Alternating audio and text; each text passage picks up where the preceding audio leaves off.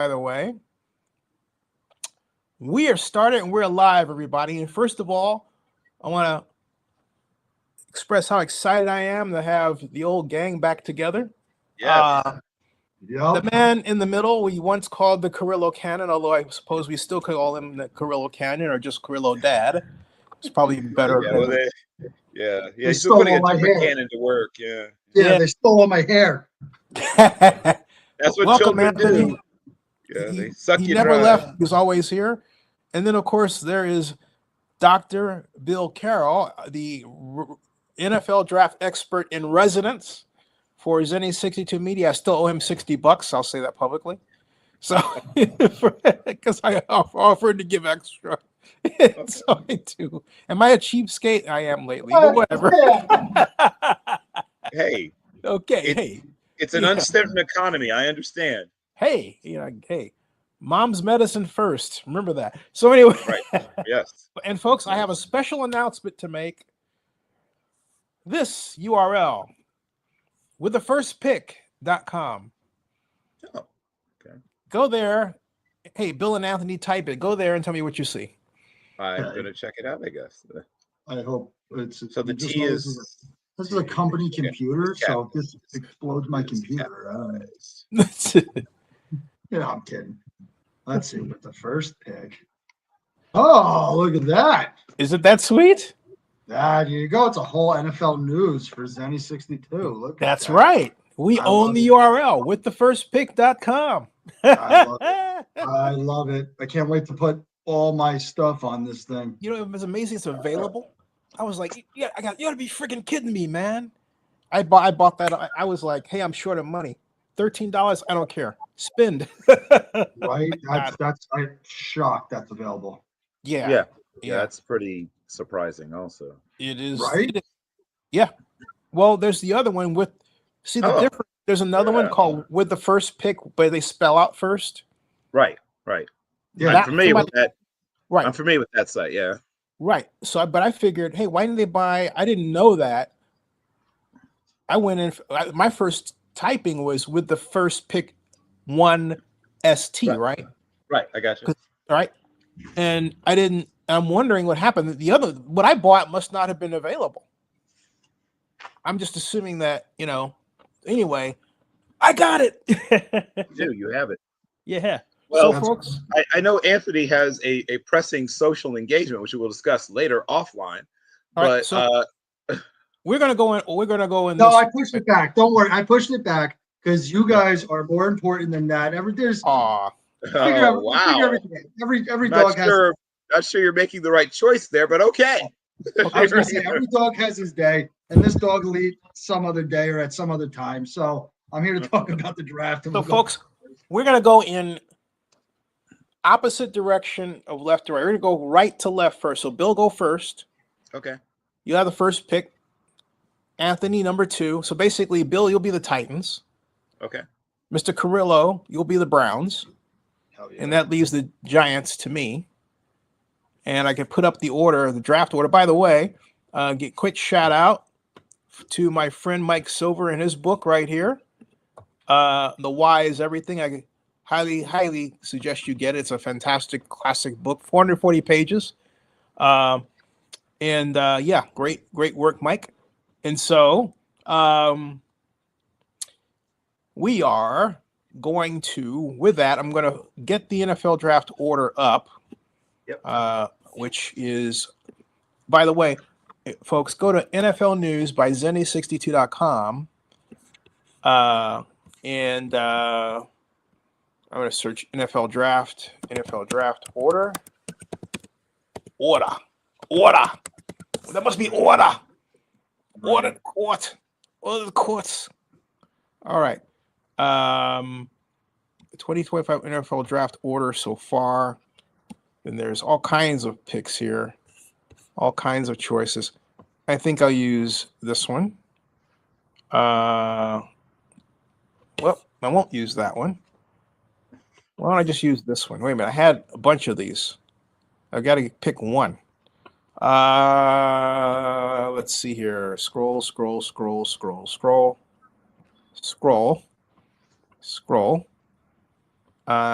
Keep scrolling. Gosh, this comes up a lot, doesn't it? Older posts. Excuse me for a second, folks. Trying to get a list here rather than video. Because I thought I had that marked. And I'm disappointed to find out that I didn't mark it. So, I may just go to something online. Hold on a second, just in the interest of speed. Draft order. I'm going to bring something up while Zenny's talking about that. Did everybody see the rule changes that are coming down to the point where CeeDee Lamb can't wipe his nose for a first down anymore? It's a 15-yard penalty. We all know what it means. Let's just pretend for a second that somebody doesn't know what it means. I'm not explaining it on this. We're a kid show, but come on, like, what are you doing? Well, Like, here's the thing. I'll tell you. Oh, by the way, you can watch the live stream. I was actually there yesterday. Well, Yeah. in a cyber sort of way. Here we go. Tankathon. All right. I think I'll use this one. Tankathon. All right. So we have got the order here. If anybody gets confused, all I got to do is refer to this right here. I'll stop the screen. Not that one. And share screen like that. NFL draft order. Nope. Yep, like that. Looks like that. See, bang. There you go. Yeah, and then I'll just scroll it down from there. All right, so Lisa ready. All right, folks. So with the first pick, the Tennessee Titans select, and that is up to Dr. Bill Carroll. Dr. Bill, you're on the clock. Yeah, well, I believe that they'll probably trade out of this pick anyway. But if for some reason they weren't able to trade out, the Titans would just go ahead and take Abdul Carter. It's a combination of one, an extremely talented player, a position of need, and the fact that they are trying to bolster the confidence of Will Levis. Now, I myself am not sold on Will Levis, but everything I'm hearing is that the Titans still very much believe in Will Levis. Now, that could be smoke. We'll find out. But everything they've put out indicates that they want to give Levis at least one more year. And the other thing is next year is a deeper class of quarterbacks. So one more year to do what? Sell mayonnaise? I mean, who knows? Like I said, I am not a believer, but everything I'm hearing from the Titans, both obviously what they're saying in public, but also even stuff I'm hearing from my back channel sources, indicate the Titans really believe in Will Levis and will want to give him one more year. Wow. And I think, like I said, the view of next year's draft class is probably helpful in that because that's perceived as a much better year for quarterbacks. Yep. Wow. So therefore, you're going to pick Abdul Carter. So Abdul Carter. Yeah, from Pennsylvania State University. Beautiful. That actually is beautiful. If you've been to Happy Valley, it's very bucolic. It's a great place to be if you want to get like natural ice cream. They make their own ice cream. If you go to the like campus restaurants, they make their own and they sell it sometimes even to other places near there. But you can get very excellent ice cream there at Penn State that they make right there on campus. Yep. All right, there it is. Titans pick Abdul Carter, defensive end, Penn State, or linebacker, depending on how you think about him. But anyway, yeah, either one. And that brings us to the Browns. The Browns. First of all, I have to say this before I start my pick. I have to say hi to my kids, Noah, Roman, and Lucy. Hey, let's all wave. And the babysitter, Maggie. They're watching it right now. Hey, shout out to babysitters everywhere. That was my first job. I started babysitting when I was 12. I'm getting the text messages as we're going and everything else. So I just said, watch, I'm about to embarrass all the kids and you to the babysitter. So there you go. So now enjoy. You're on. We love you, Maggie. You're doing a great job. I've never met you. Okay, so since Bill ruined my pick because I was going to take Abdul Carter to pair with Myles Garrett, I'm going to pivot and I'm going to throw a wrench into everyone's thing right now. And instead of taking Cam Ward at 2, because the Browns and their fun history of flash in the pan type of quarterbacks and things like that, I'm going to At number 2, take Shedeur Sanders, quarterback from Colorado. I think that the Browns will. This is, and I thought about this and I wrote it down in my notebook and everything. Shedeur Sanders and Travis Hunter remind me eerily of Mike Evans and Johnny Manziel back in Texas A&M, which who made who better? So, well, I think we know the answer. I mean, 100% we do. But it's like, because Shedeur Sanders had Jimmy Horn, he had Travis Hunter, and he had all this stuff. His O-line was terrible, and they're like, yeah, he takes a beating in the pocket. That's great. Johnny Manziel ran around like a lunatic, and now look at what happened with Mike Evans and Johnny Manziel. Mike Evans is still in the league, about to make the Hall of Fame because he just set the record for most 1,000-yard seasons. And Johnny Manziel's doing podcasts with tattoos off his neck and talking about how he had a great time at Texas A&M like he's Uncle Rico. But let's not forget the guys he also was throwing to it. Speedy Noyle, though he didn't end up working out as the NFL, was a pretty good college wide receiver. And the kid that Ryan Switzer. Not Ryan Switzer. Switzer was at Carolina. Ryan. Oh, yeah, that's true. I know who it is. He got brought in as an undrafted free agent by the Patriots, of course, because Patriots love slot receivers who are a little paler. But unfortunately, he had to retire because he had so many concussions. I can see him on my mind. He wore number 22. If that helps I know who you're talking about, and this is gonna haunt me. And then Reynolds, right, who was still in the league too. Reynolds was there too, right? So he had a great wide receiver group to throw to. But most importantly, he was a kid that just never really paid attention. He legitimately may have had ADHD, but whether or not he did, he was popping Ritalin all the time. Not Ritalin. What's the stuff I'm thinking of? Adderall. He was popping Adderall all the time. Yeah. But yeah, he was a guy that wasn't suited for the NFL on a bunch of different levels, but he had great receivers. Yeah, he did, and that's the same thing I think about when I look at Shedeur Sanders. And great, his pedigree is fantastic. His father is one of the best two-sport athletes of all time. You put him up there with Bo Jackson, but I truly believe that, like you said it, Bill, too. Next year's crop of quarterbacks is, in my opinion, infinitely better than this year's. So. Yep. I think they take Shedeur, and I think they're just trying to sell tickets. Shedeur Sanders is here, and then you'll start hearing the rumblings. Does Deion Sanders leave Colorado? Is this, that, blah, blah, blah, blah, blah. Cleveland, this is one of these picks that Cleveland is notorious for, that they'll take who they think is like the social media star against what they actually need. Yeah. Well, a lot of Browns fans seem to be comfortable with Shedeur Sanders at number 2 or number 1.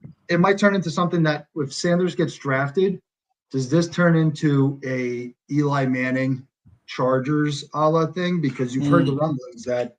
No, actually, Deion Sanders is on record saying, he's comfortable playing for the Browns. He's not gonna. He's not that bothered by it. Would they prefer to be in a giant media market? Sure, but but obviously, if they somehow made it to Las Vegas, they'd be happy about that. Because he's worked with Tom Brady, and they'd be thrilled to be in New York just for all the reasons that New York is New York. But I don't think he's a prima donna. He is a kid. I mean, I've talked to him a little bit, but and I've seen him talk to a lot of other people. I watched him, obviously. Hey, Bill, the man accused you of being a spy. Yeah, that was funny. That was kind of funny. But either way, I could tell he's very self-assured. He has no lack of confidence, and he's very stretched the imagination, but he's not a prima donna. Like that's one of the things that I think is misunderstood about him. You don't take hits like he took hits and be a prima donna. He took talawhacking. He took his last 2 years. So he took a beating. He did an absolute beating, and some of it he brought on himself, and he admitted as much. I mean, there was times when he could have gotten the ball out and just was trying to get more to happen, but he's going to go wherever he goes, and he's going to put in the work and things like that. He is a guy that he just doesn't have certain things. He doesn't have the world's biggest arm. You talk about the cannon thing. He doesn't have a cannon. He's got a 30 carbine, like the old M1 carbine that paratroopers used to carry in World War II, a lighter weapon, accurate and short range, good for commando work. And that kind of thing. But, All right, here it is, folks. Here's Shadur Sanders and Bill Carroll at the NFL Combine. this is fun. Yeah. I gotta put the settings to turn off cancellation so you can hear it. And with that, I just did. Here we go. Process is so important. People have criticized you. How important is that balance to keep your mental in check to be the best possible quarterback? My play style is extremely important to keep your mental in the best place because that's what my game is playing. My game's not played from my legs and not even just my arms. So I know longevity, the all-time greats, who's Tom Brady best trait? It's mental. He's a good thing. So if you have those traits of aggressive, and I know I'm headed, then why wouldn't a franchise pick me? What's your favorite passing concept? 3rd and 8, high zone, Godwin gets cover 3 match. What team you represent? I'm just here asking football questions. Is football allowed? Nah, because then I don't want 3rd and 8, and it's crunch time, so people know my favorite concept. I wouldn't say. And so there it is, folks. There's one thing I Everything I love Bill. I love the 3rd and 8 scenario. The only thing that I don't like about it, he didn't throw out a concept. He just said that my favorite one. What is it? What's the concept? Is it digs? Is it levels? Is it a flood? What is it? Can you explain it? Like your entitlement is, and this is just me going off as a former quarterback. What is your favorite concept? If it's 3rd and 8 and you're on the left hash and you're at your own 35, what play are you running? What are you doing? Don't sit there and just think that we know, because guess what? Joe, Maggie, or Noah, Roman, Lucy, these people, they don't know what your concept is. Why don't you explain it to somebody? You might be surreal. That's why while we were watching the video, I'm pointing to my head, because you might have it up here, but if you can't articulate it out, how are you going to be a quarterback in the league if you can't articulate it to 10 guys in the huddle? But you know what? I think, and just in defense of Bill too, I think that reminds me of a situation that actually I do have on video, but I'm not going to pull it up because of the time. I asked what I thought was a very simple question. I didn't. My delivery was different though. I didn't like yell out. Bill, why'd you have to ask the man? I wasn't going to be heard if I didn't yell out. I'm not. You can't tell where I am, but I'm not towards the front. That part I 100% agree with. Where I questioned was when you said, "What? I can't ask a football question." I was like, "Oh no, Bill, don't say." I mean, I'm wondering, but it is a football question. He's answering question. all the questions about his fashion line. He's answering questions about what he does to keep his mental health sharp. He's asking questions about everything but football. Nobody's throwing a football question at him yet. And I'm glad you brought that up. His face. No, but you're right though, Bill. You're right. I'm sorry, Anthony. What were you saying? I was going to say, when Bill started yelling about asking a football question, did you watch his face turn into somebody that kind of looked a little bit embarrassed that now we have to answer a technical question? Yeah.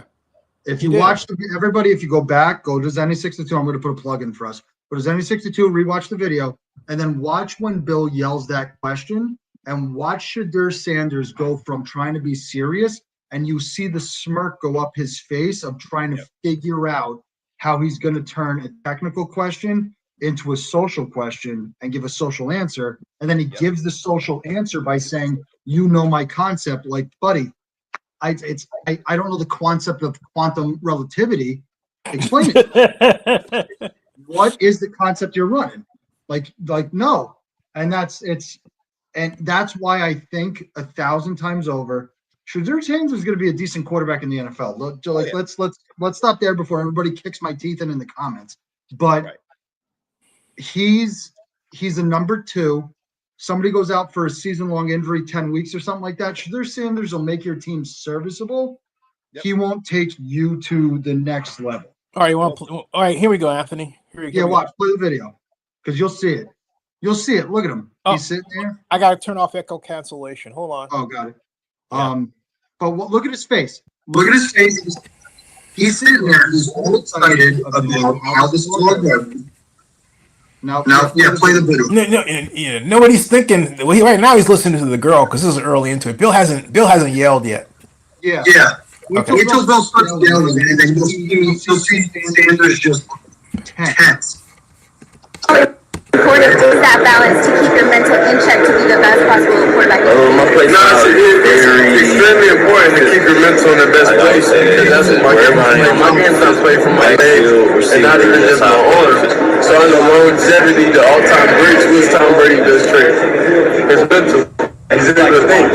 So if you have those traits of greatness, and I know I'm headed, then why wouldn't the franchise pick you? What's your favorite passing concept? 3rd and 8, 5 minutes zone, got it, but it gets cover 3 match. What team you represent? I'm just gonna ask some football questions. Is football allowed? Nah, because then I don't want 3rd and 8, you know, and it's crunch time, so people know my favorite concept. I wouldn't say. He said if he said it now. See what he was saying is if he said it then, people wouldn't know his favorite concept going in. That's what he was saying. Yeah. The minute Bill's something, he went from infield field to politicians and went over, and then just immediately that's why I just did it. Okay, hold on, I gotta think for a minute. Well, I think, and this is again defense of Bill. 100%. When Mike McCarthy was giving his speech at the 2020 NFL Combine, Yep. I asked him what I thought was a very simple question regarding terminology. In other words, does he feel the need to dumb down or change his terminology because of college? And I said, as opposed to using a brown right exhaust which is tops 38, right? Now, if anybody knows their NFL history, and if they remember their Sports Illustrated from back in the day of Super Bowl 12, that was the play that Tom Landry called where Robert Newhouse threw the 29-yard touchdown to Golden Richards, right? Yep. That's easy. But would you believe these bozos that cover this stuff? I'm sorry, I probably shouldn't say, but they're all like, "Oh, you have to prove you're smart and all that." I thought, what? I'm not trying to prove anything. That's a legitimate question. It's a legitimate question. So my point is, there's a certain anti-intellectualism around there. Sure. I mean, it's rampant. Okay, it shouldn't be. I mean, you should be able to ask a question like I did or Bill did. So that's what I'm saying. Yeah, it's 100%. Go ahead, Bill. And I could tell what questions you liked and which questions you didn't, if that's what you're driving at. And I think, his approach to the combine, and once again, I'm not one of those old school people that just says, you got to do everything. Blah, blah, blah. He had his reasons for not throwing, and I get them. He's a precision timing guy, and you're not going to look good in that situation where you're throwing a couple of his guys were there because they had a couple of Colorado receivers who got invited, but you don't know who you're going to throw to, right? They don't tell you the order of the guys you're throwing to. If you do decide to throw, you might or might not be throwing to a guy that you're familiar with, and you can't really develop feel and timing. These are players you're unfamiliar with. Yep. But he's not, once again, he's not a guy with a big giant arm. He can't show off the things he's best at. He is my notes on him. My first things I wrote is swaggy Teddy Bridgewater, right? He's a guy who has, except for as you mentioned, maybe not quite the same pocket presence as Teddy had coming out. Teddy had great pocket presence, but he could take a beating also. Watch that Florida game, the bowl game, right? Where Louisville's just letting free rushers just come eat Teddy Bridgewater, but he's handling it, right? He's just throwing dots as guys are just hitting him in the face. And Shedeur has that ability, right? He can throw dots while guys are hitting him in the face. He's got kind of that slenderish build that people talk about, like Teddy Bridgewater, and has just enough of an arm. Once again, a lot like Teddy Bridgewater. Enough is the key phrase there. Yep, he has enough, right? But it's not. He has enough. He's made some big plays, Right. The arm came alive when it needed to be alive. Okay, right. Drew Brees had a great career without having a big arm. You don't have to have a big arm. Yeah. All right. So Giants pick. Giants. A number of people thought that Giants were going to take Cam Ward here. My feeling as the GM of the Giants is that we have two great quarterbacks. We have three great quarterbacks, really. We have Jameis Winston. We have Russell Wilson.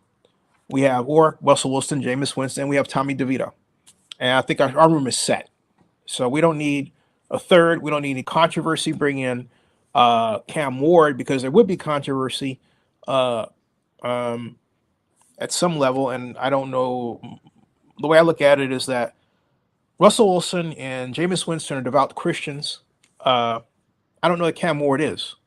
And I know DeVito is a man who's very deep in his faith, and these days that really gets you through a locker room. So I'm going to skip that, and I'm instead the Giants are going to do what they should have done.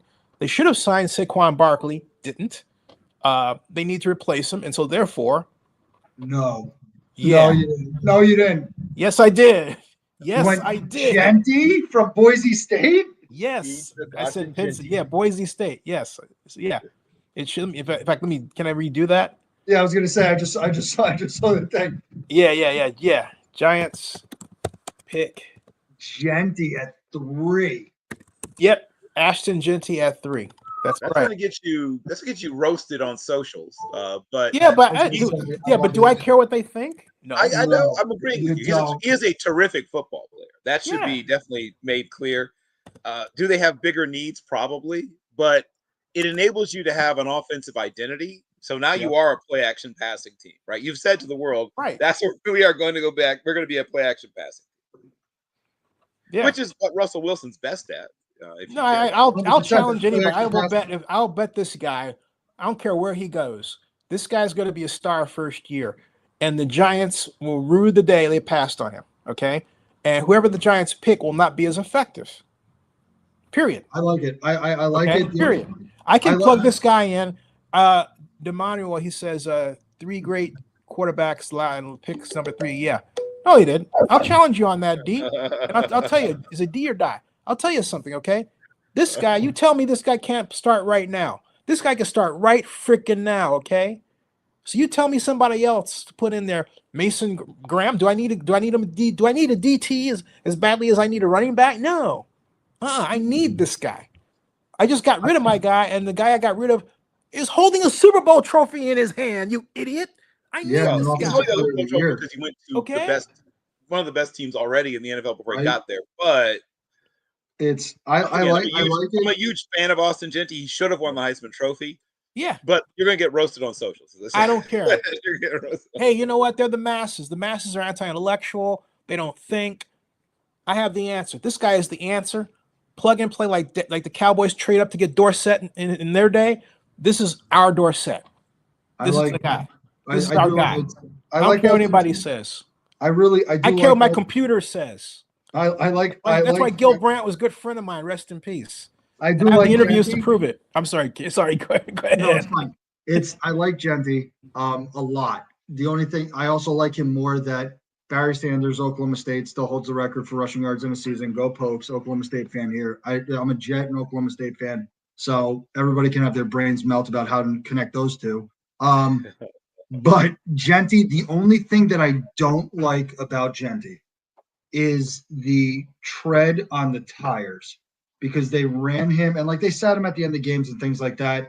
But is somebody going to take him and just think they're going to recreate the aggregate of what he did at Boise State in the NFL? The Giants, it's a great idea because Russell Wilson, look at Russell Wilson in Seattle.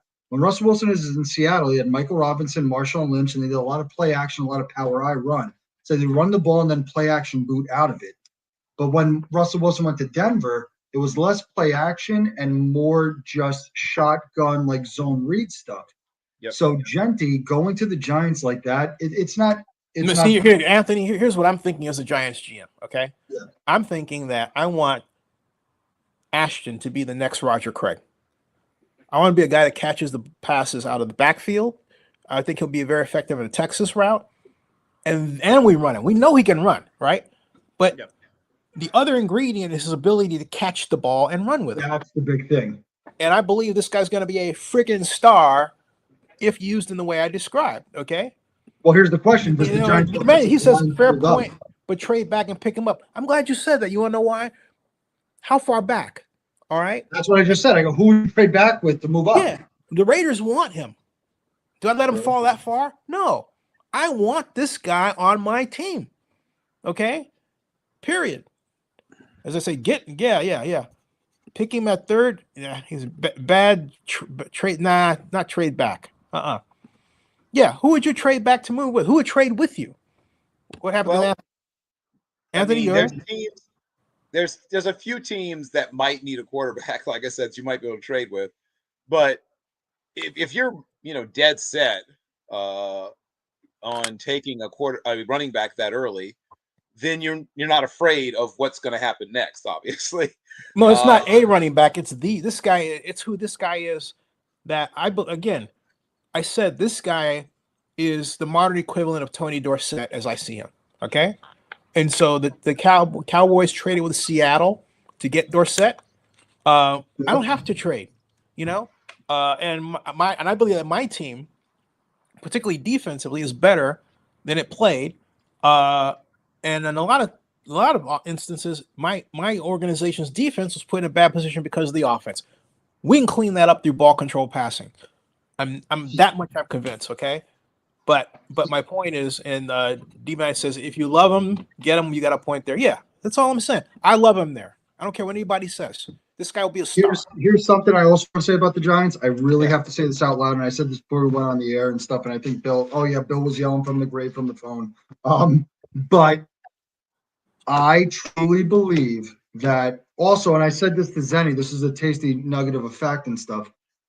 If Jameis Winston or Russell Wilson starts week 1 for the Giants, I got 2 points here. This is the first one. If Russell Wilson or Jameis Winston start week 1 for the Giants, it'll be the first time in New York Giants history that an African-American quarterback will start for the Giants week 1 of the season. Yep. Which is psychotic to think of that. That's shocking, isn't it? Yeah, they haven't done. They haven't made it 90, almost 90. Yeah, wait, yeah. Yeah, I was going to say, what is it, 1926 or 27? They came in. They're the original. They were the third team in the league, I believe. Yeah. So now that's one of the first things. The second thing I have to say is that this is me reading the tea leaves, and if I had tinfoil, I'd put it on my head with no hair. Don't matter. But I think they signed Jameis Winston to 2 years. They signed Russell Wilson to 1 year. I truly believe that the Giants have signed these quarterbacks because Russell Wilson will play this year. Jameis will play next year. And then somehow Arch Manning will try to fall into the Giants' lap, and the Giants will throw the kitchen sink to bring the next Manning to New York. That's why they got both of them. That's why they didn't just get Winston and stop. They got both of them because they're not going to take a quarterback this year. They're just going to play the long game to get another Manning into New York in a few years when he's done with Texas. Interesting. All right. So next we have on the list here, I believe it's New England, number 4, New England Patriots. Yeah. So the New England Patriots fall to Bill Carroll. Yep. You are on the clock. Well, for those who have not noticed, the Patriots could use anything. Absolutely anything. They could use it. Except Drake Lee May, who, as I assured Zenny, would be a really good quarterback. Zenny wasn't sure. I told him Drake Lee May would work out. I'm still not sure. Well, I am. I watched that kid all last year with terrible offensive line play and worse wide receiver play, still be as good as he was. You don't do what he did with basically nothing unless you've got something going on. And the good news about getting Travis Hunter is that he will probably play a little bit of offense, but I think he's going to be that great number 2 corner. So now you pair him with Christian Gonzalez. You have an inexpensive but very talented cornerback room. And now you can begin building something on that defense. You have still many holes. They're still one of the worst rosters in the NFL, but you have one thing that you can build around. You now can cover anybody. Yep. Especially if you play a lot of man. So Travis Hunter, he was a Patriot. Yeah. It's not a bad idea. I hate. No, that's a great idea. I hate every second of it as a Jet fan, because I feel Vrabel has been a very underrated coach. Like, look what he did with Tennessee. Tennessee, like he's got that early 2000s mentality of that. Everybody wants to be like flashy, like a ballet. He's coming in like line dancing country. Every ballet is like nice and majestic, and it rolls and flows and everything else. Vrabel's just saying, "Screw you! We're going to hit you in the mouth, and if you stand up, we'll hit you again." And it's Bill. You hit it right on the head. I'm going to hate this for a while because I'm a Jet fan, and I'm going to watch him use Travis Hunter in New England to just ruin my life. Like, and that's the best way I can say it. That's the best way I can say it. Because it's one of these things. It's yeah, because like we were talking about this before the show. It's that I said it. Is Travis Hunter really that good? And we started talking about this, and we went crazy into it, but for a good reason, because it's such a good discussion. I said before the show started, I said, is he just Desmond Howard, a Heisman Trophy winner, that this and that, whatever it is, two-way player over here? He's gotta, like Bill just said, you gotta pick a side. Pick a side. It's like the Alabama Auburn rivalry in Alabama for the Iron Bowl. And All right, so Anthony, you are Jacksonville. On the clock, yeah. So yeah, no, Jacksonville. Well, Travis Etienne needs to stay healthy, first of all, as running back. And if Genty fell to here, I wouldn't get mad about it at all, because Etienne can't stay healthy. He's got hip and knee problems. But what I'm going to do is I'm going to take a defensive player on the defensive line that is somebody that I believe, with the right coaching and the right scheme and the right people around him, so he's not the focal point of the defensive line, he's going to flourish so people can take him away from him. I'm going to take Jalon Walker from Georgia. Oh, great. Walker from Georgia.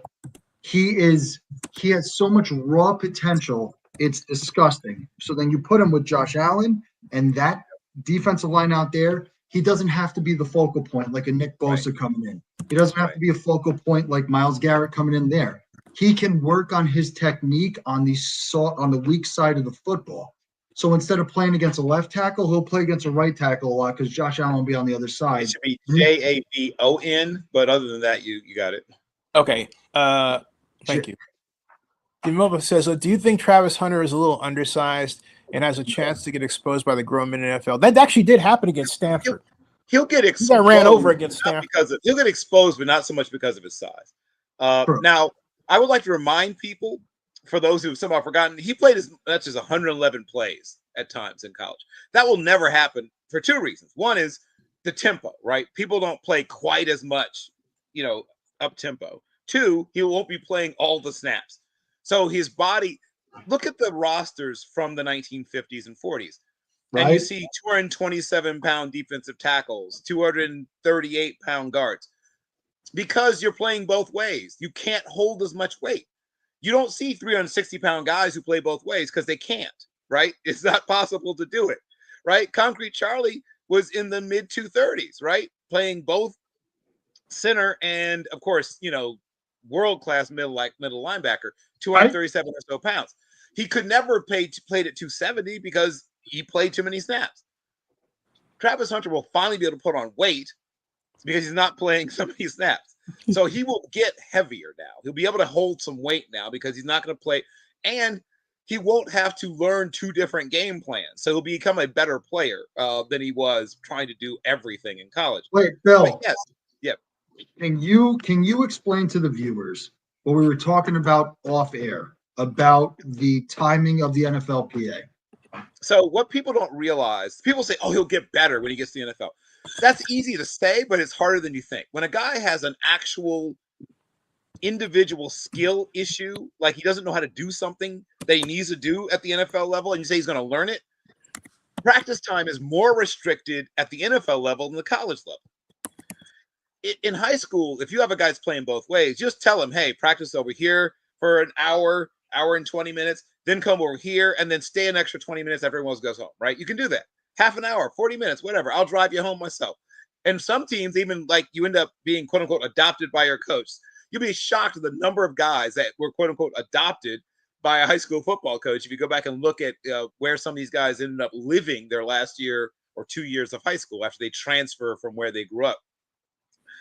But Bo Nix, right, has a quote unquote adopted brother who's playing in the NFL too, right? It happens. But what happens is when you get to college, there's still some restrictions about practice time, but not that many. You can still get around it a little bit, right? There's not a hard cap, right, about as much about practice time. You get to the NFL, the NFLPA says, here's how many contact practices you have. How many practices you have in shirts and shelves. Like they tell you, it's all laid out. You can do X amount of this. It doesn't say, oh, unless you play both ways. Oh, then you get an extra hour. It doesn't say that. There's no rule that allows you to get extra practice time if you have to learn 2 different positions. That's not how it works. All right. Raiders are on the clock. Yep. And since you guys have been talking, I, as the Raiders GM, has made my pick. Now I know the number of people that the Raiders who believe the Raiders need a defensive tackle like Mason Graham or cornerback. However, there is one man that's sitting there that I believe represents the Raiders' future. Oh boy. Right here. Ooh, Cam Ward. Cam Ward. It is. That would Cam be Ward. great. They'd love if that happened. Yeah. Right? Cam Ward. yeah. Just sitting there, man. You know? I mean, just He reminds me of Geno Smith. He reminds me of Geno Smith in his poise in the pocket. He reminds me of that in the terms of like Geno Smith's got a real live arm and everything else, whatever it is in between, but it's just it's Mark Davis and his bowl cut would go screaming to the podium right now to get that thing going. There we go. So next, it's first of all, it's Genty. There's no R, but I'm hosting. Carson Jr. is calling me. I'm doing a show right now. I'm doing a mock draft, but I'll answer your question quickly. I got to go back to the mock draft. So the Bears have much bigger fish to fry, and any Bears fan should already know that. They really need to concentrate on completing the project of building their offensive and defensive lines, and that's what clearly their management of the Bears understand. Because look at what they've done in the offseason. But they're not done with it. So you can tell them that, and tell them that you can bother me again when I'm done doing my mock draft. Okay, I'm doing a show. All right. Ooh, all right. So up next, folks, are the Jets. That's Mr. Carroll. Then Carolina. Carolina. I swear to God, Bill, if you take who I want, I'm going to be pissed. Well, here's what I'm going to say.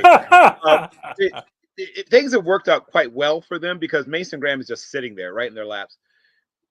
What people don't realize about truly dominant and disruptive interior players, and I'm a big stats person, I really am, but what you really have to understand about those players is that statistics will never fully measure their impact.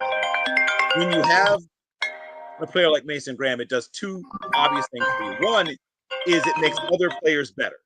He's going to consistently occupy 2 players. And because he's going to consistently make a center and a guard worry about him on every play, one of your other players is going to get singled up automatically on 60-something snaps a game. If that guy is anything at all, he should produce. That guy who's not getting any double teams, right? So he's eating double teams on a regular basis. He's going to give you what they haven't had in a while. The player he reminded me most of is a guy that never really got his due, in my mind, as a player. Had a strong career first with the Saints and then finished Say it out loud. Say it. I will say it. And then finished up in Chicago, actually, or at least his last effective play in Chicago, from Mississauga, Ontario, right? One of the great, maybe the best Canadian. All right, sorry about that. I found no caller ID, and I put it to voicemail. I thought, sometimes bulk. Okay. Oh, okay. You're okay. You all okay? Okay. I'll see you. All right. Okay. All right. Okay. So we have again the Jets, Carolina, in New Orleans in the order. And I'm wondering if I don't get back before we get to New Orleans, Bill, would you pick for me? If I don't, I got to check on my mom. Come to that, sure. Cool. Okay. All right. So Jets are on the clock. So that comes to. We're in the middle of it. Yeah, Bill was going through the pick. Yeah. So the Jets actually wait a minute. It stopped with me. So we're going back to Bill. You have Jets. Anthony has Carolina. I have New Orleans, but Bill's going to take over for me. Okay, yeah. Let me check on my mom. I'll be right back. Okay. So whoever's scoring at home, we had defensive tackle Mason Graham. And Still then boring. yeah, and I guess whoever's in charge of. But when you think of what guys like John Jenkins and Kevin Williams and guys like that provided as, yeah, I know you know, right, what Kevin I'm talking Williams, about. Oklahoma State. Kevin Williams, Oklahoma State. Yes, right. Remember, he's part of the Williams Wall, right? Part of the Yes. Williams Wall at one point. But when you have that powerful, disruptive interior player who can not only stop the run, but has interior pass rush ability as well, he's going to get some plays for himself. But mostly he's going to occupy. There's going to be a guard in the center on every play. You're thinking, oh, God, we had to take this guy again. He can split double teams. He also can occupy double teams. He's got length and strength. He's got really good technician. He's got that lower body power and push.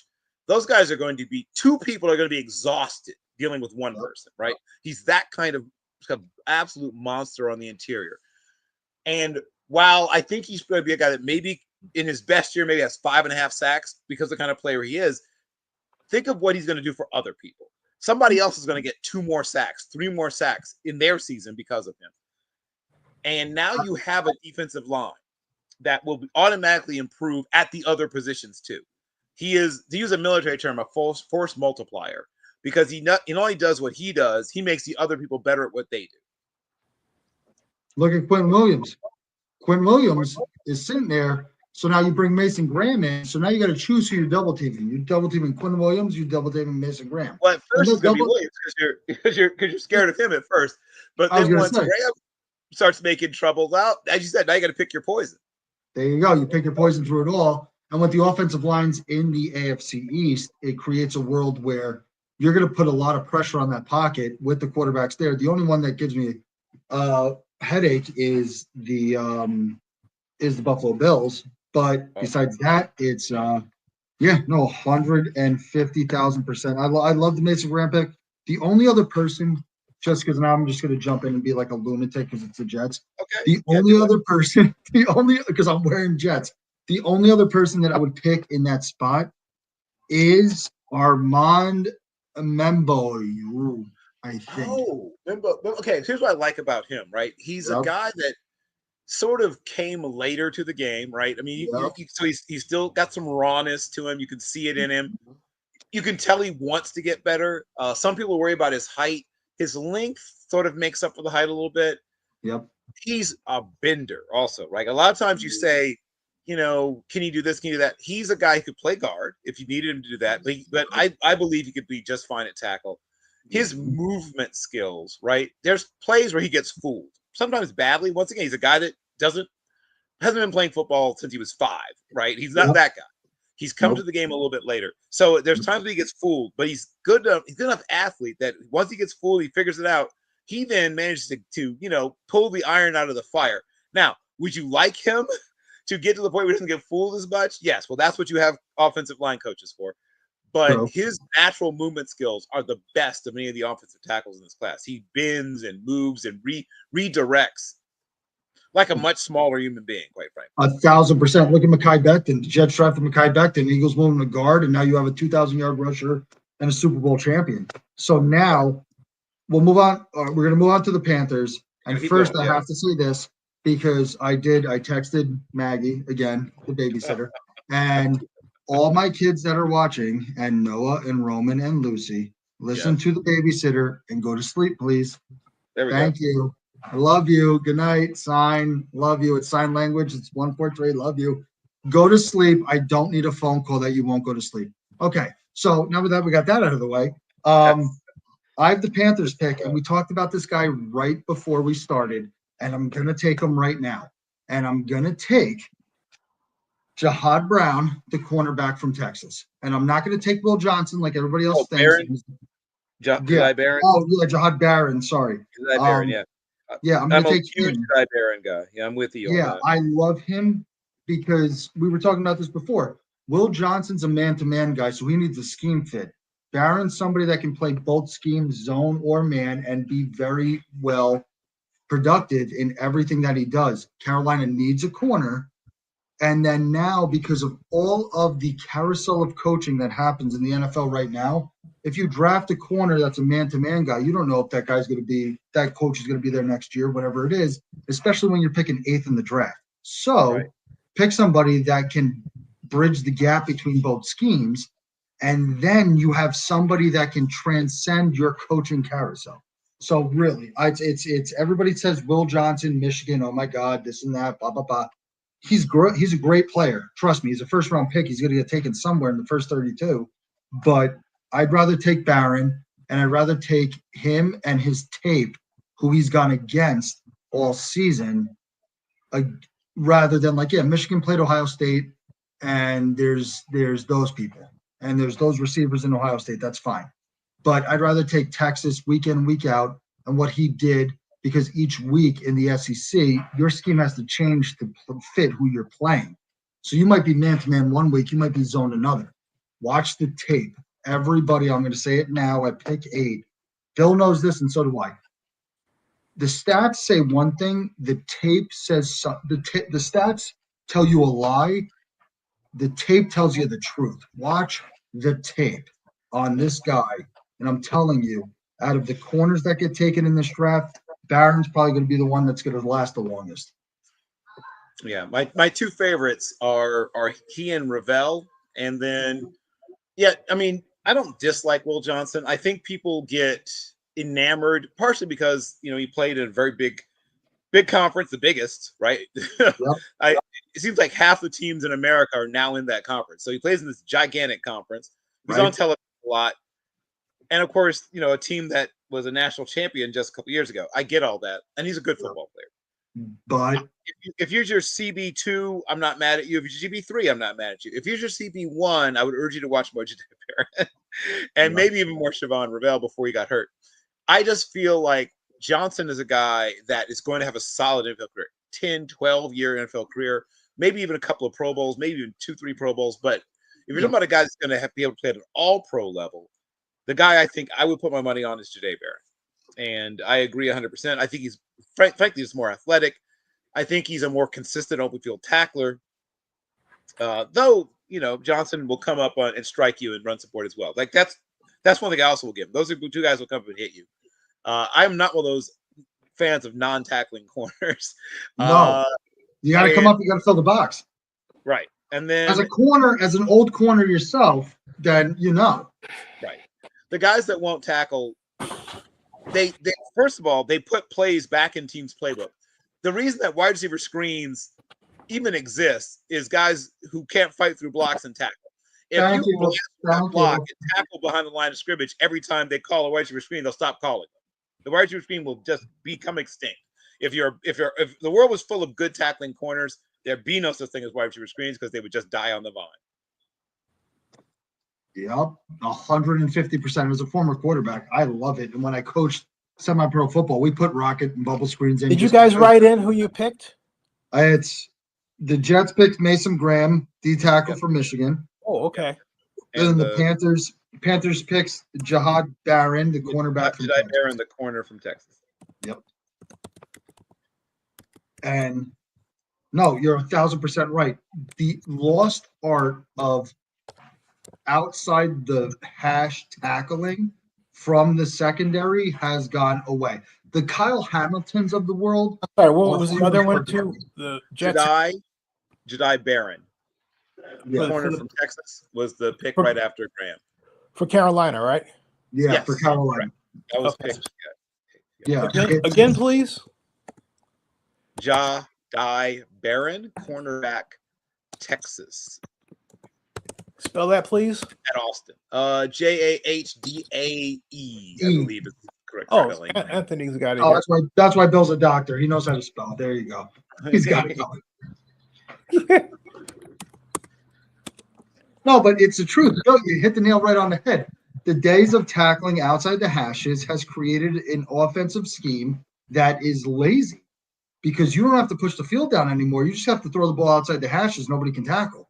Like I said, the Kyle Hamiltons of the world, the Bob Sanders of the early 2000s, these safeties in his corners, the Darrell Reeveses. You would soon have your receivers tell you, nope, no more of that, right? Because my ribs, all broken. scattered. Yeah, You know, 100%. But now it's Bob just Sanders like, would literally run through you if you kept throwing wide receiver screens at him. in the Blocking, Super, in the Super, blocking Bob Sanders. Dade Barron, what you said, cornerback, right? yeah, Yes, cornerback. Texas, beautiful Texas Austin. Think about this. It's in the Super Bowl.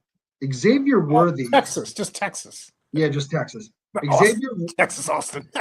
Xavier Worthy had a great Super Bowl stat line. Do you believe that in the early 2000s, somebody with Xavier Worthy's size and stature would have the same stat line that he would have in 2004? No. He was taking these rockets. The Patriots would have quickly thrown him in a. He'd be like like a mob hit. You'd push him in a car trunk. Right? It was. I mean, you can't touch receivers anymore, right? You can't. But in the days we could touch receivers, some of these guys would not have had the same careers. Look at Calvin Johnson. Calvin Johnson's a Hall of Famer. He played 9 years. That man, God bless him, he spent Detroit and just took a beating. And if he wasn't 6'5" and this genetic freak that Calvin Johnson is, Correct. he would have lasted 3 years. And he went through 9 years of hell in Detroit. And I'm happy to say that they rewarded him for it. And yeah, Xavier Worthy had this great stat line. They're talking about him being a breakout player next year. Like, why? You can run fast. He's going to, especially in that offense, he's going to thrive because especially when they get back everybody, right? So he won't have to be their wide receiver one. You know, they'll be getting back to full strength. You know, they had to sort of plug him in earlier than expected because of early season injury. When you get Rashee Rice back, who's a bigger, stronger guy and is more of a classic X, now you can move him around. He's going to play some that speed Z. Sometimes he's going to be in the slot. Now you're getting him away from the machine. He's not getting bopped around as much. He's not in the washing machine anymore. Rashee Rice doesn't mind being in the washing machine. In fact, he's a contested catch monster, right? That's the thing that I told people about him at SMU.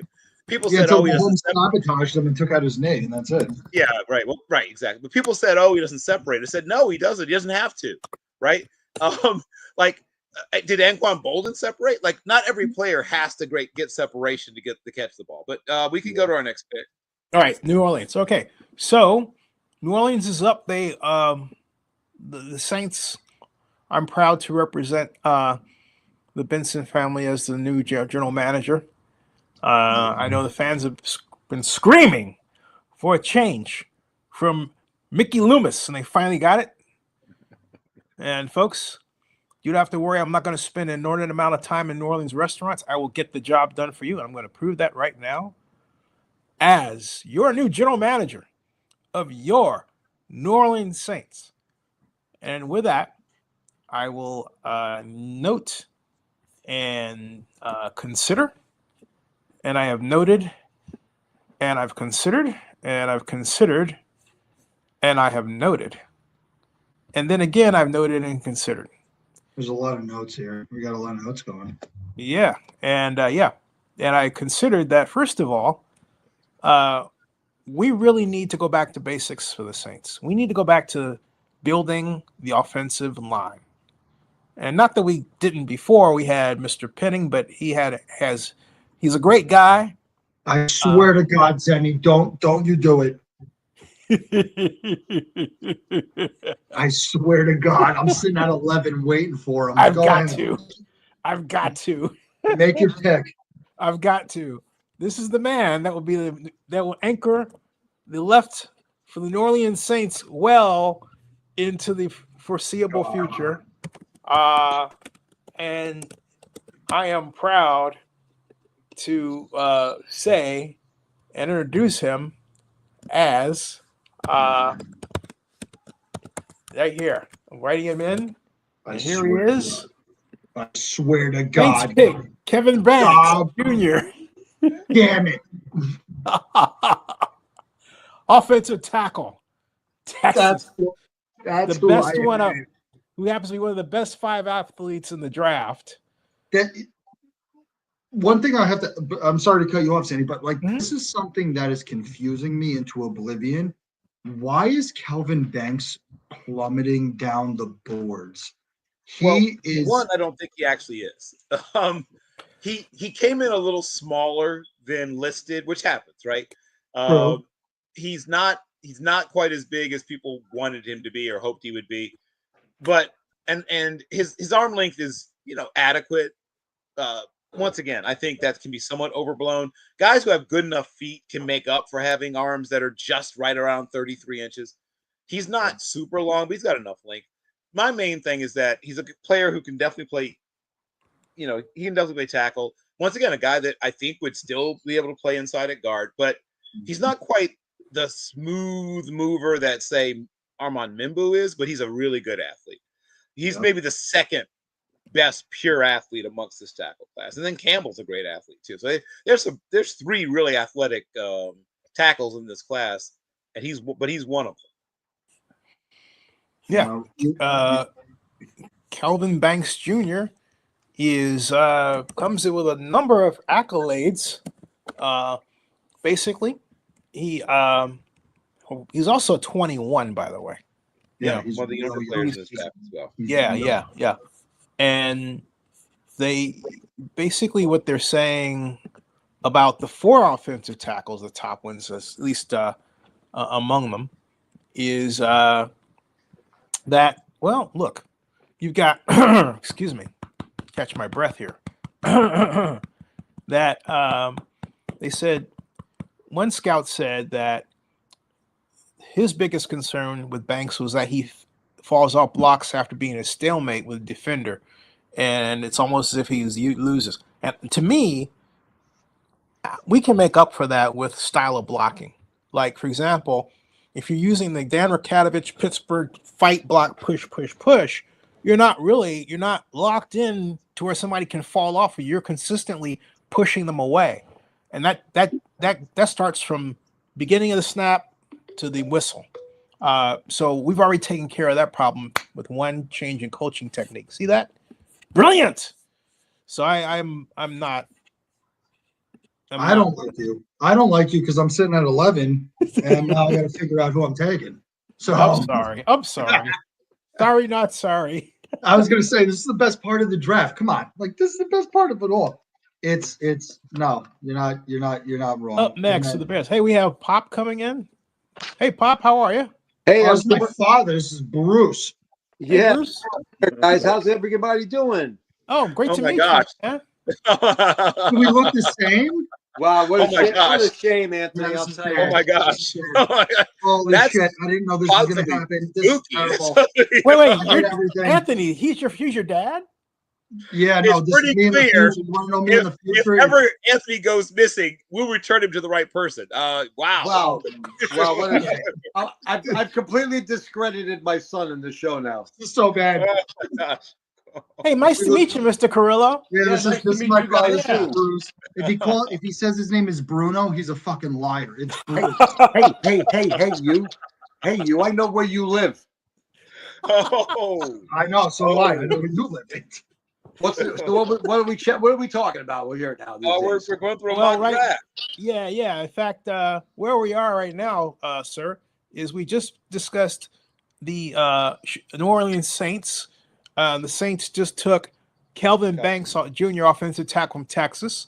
Next on the clock, Chicago, which actually leads to Bill Carroll, I believe, since that was mine, And right? We're running to the podium because the run on offensive tackles is well underway. God damn it! Don't you, Bill? You too. God. I still love you, but we're not letting Will Campbell make us past the Oh.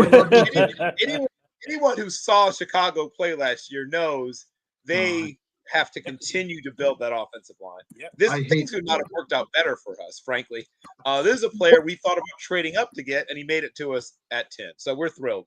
Unfortunately, I think that everybody has the wrong intention today. I mean, if you don't build the line, it doesn't matter who you have behind you. You could put. I'm 6 years old. You could put me back there, and I'll run for my life too. You don't have to pay me $250 million. Do that, but you take it, right?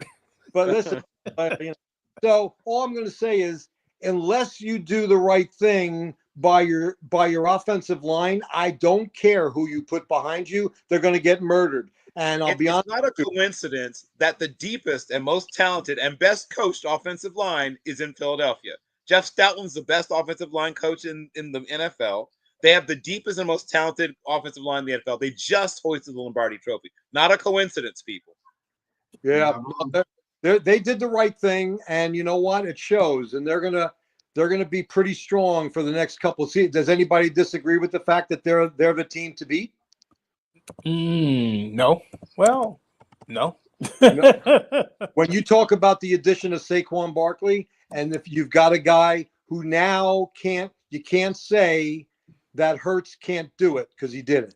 So Right. now that he's got that notch in his belt, and everybody else has got Saquon, you got to stop Saquon. Well, that's what the Chiefs did. They focused so hard on stopping Saquon. They held him to 80-something yards. But so, in all honesty, I think that whether you love them or you don't love them, the Eagles are going to be tough to contend with now. I think that they're going to throw an absolute monkey wrench into here. Yeah. And once again, shout out to Howie Roseman, Mark Bogonzi, who now is a GM in Tennessee, and the rest of that front office. They had the smartest approach to building a team I've seen in a very long time. And they just nailed it, right? Nailed it. They handled the cap smarter than most teams. They handled the draft smarter than most teams. And they assigned the proper value to the right positions on the field. It's basically a masterclass in how to build a football team. If you're a young person who wants to be an NFL GM one day, what you should do is probably try to get an internship in any department somewhere with the Eagles and sneak your way up. You mean like Andrew Berry did? Watch him do whatever he's doing. Hey, Bill, you mean like Andrew Berry? Yeah. Well, I like Andrew Berry. I like Andrew Berry as a person. I do. I think he's a good person. I'll tell you what you don't want to do if you want to be a GM and anything to do with the front office. Don't be Woody. Don't be Woody, right, Anthony? Don't be Woody. So things have taken a turn. I see. You've always been. You've always been. Now, wait, Anthony. May I ask you something? Is the Jets fandom genetic? Did you inherit that also from your father? Yeah, just like his friggin' hairline. Yeah, I saw generic. Hey, don't throw. You have a license to drive that bus. Yeah, I'll drive it right through your big shiny forehead. God damn it. Thank you. Well, at least you come by it naturally, my son. Yes, he does. But you Yes, are a smart and handsome gentleman, sir. I'm glad to have you with us. Thank you for having me. I appreciate it. Listen, I was very happy to hear that you guys were all getting together and doing the show again. So thanks for letting me on for a few minutes. Oh, hey, you can stick around, Yeah. Stick around. I'm about to make my next pick because everybody hates me, and Bill and Zen. Niners. They got Niners about my life. So we're gonna go to the Niners now because, damn it, I hate you both because you took. Well, you guys have a lot of needs, right? Free agency has not been kind so far. People have been picking a lot of fruit off of the 49ers forest. There's you guys could use a few different things. Yep, yeah. You need help at wide receiver, man. What I'm going to do, and I can't pronounce his name, so I'm trying to figure out how to spell it. I'll help you. I assume you're talking about the man that people know as T-Mac colloquially, but Teteroya is his actual first name. That's exactly what I'm talking about. How'd you say it? Because I can't. Teteroya. Teteroya, right? Yep. I'm going to call him you know what? I'm going to go back into history because we were talking about history before the show. I'm going to call him the Ted Offensive. And I'm going to call him. I like that. I'm going to call him. Historian. Okay, I like being a historian. Yeah. Shout out to the perfume city of Way and my brothers in arms with 101st Airborne. There you go. There you go. So here's what I'll say about him, having watched him a lot and I got a chance to talk to him a little bit at the combine. Yep. He knows he's not a threat. Well, he's a threat, but he's not a guy who's going to run past you so much. So he can run a little bit. But he is a former high-level volleyball athlete. So you take his size and the fact that he was a terrific volleyball athlete, right, means he knows how to time his jumps and he gets off quickly. Mm-hmm. So vertical jump is good, but volleyball teaches you that to get up without bending your knees. Really, you can get up just coming off the balls of your feet because you don't have time to bend your knees. Otherwise, the ball's past you in volleyball. So he's not just a person who can jump high; he's a quick jumper. Basketball, you bend your knees. In volleyball, you don't have time to bend your knees. No, you don't. So Is he under a 4.5? No. No. He's fast enough. Yeah, this is something. Yeah, it's his like Bill just said. Jerry Rice ran what, a 4.6. Yeah. This guy's 6'4". He's contested catches through the teeth, and he's somebody that you can pair with the 49ers offense. Because remember, because I thought about this while you guys were just ruining me with my picks.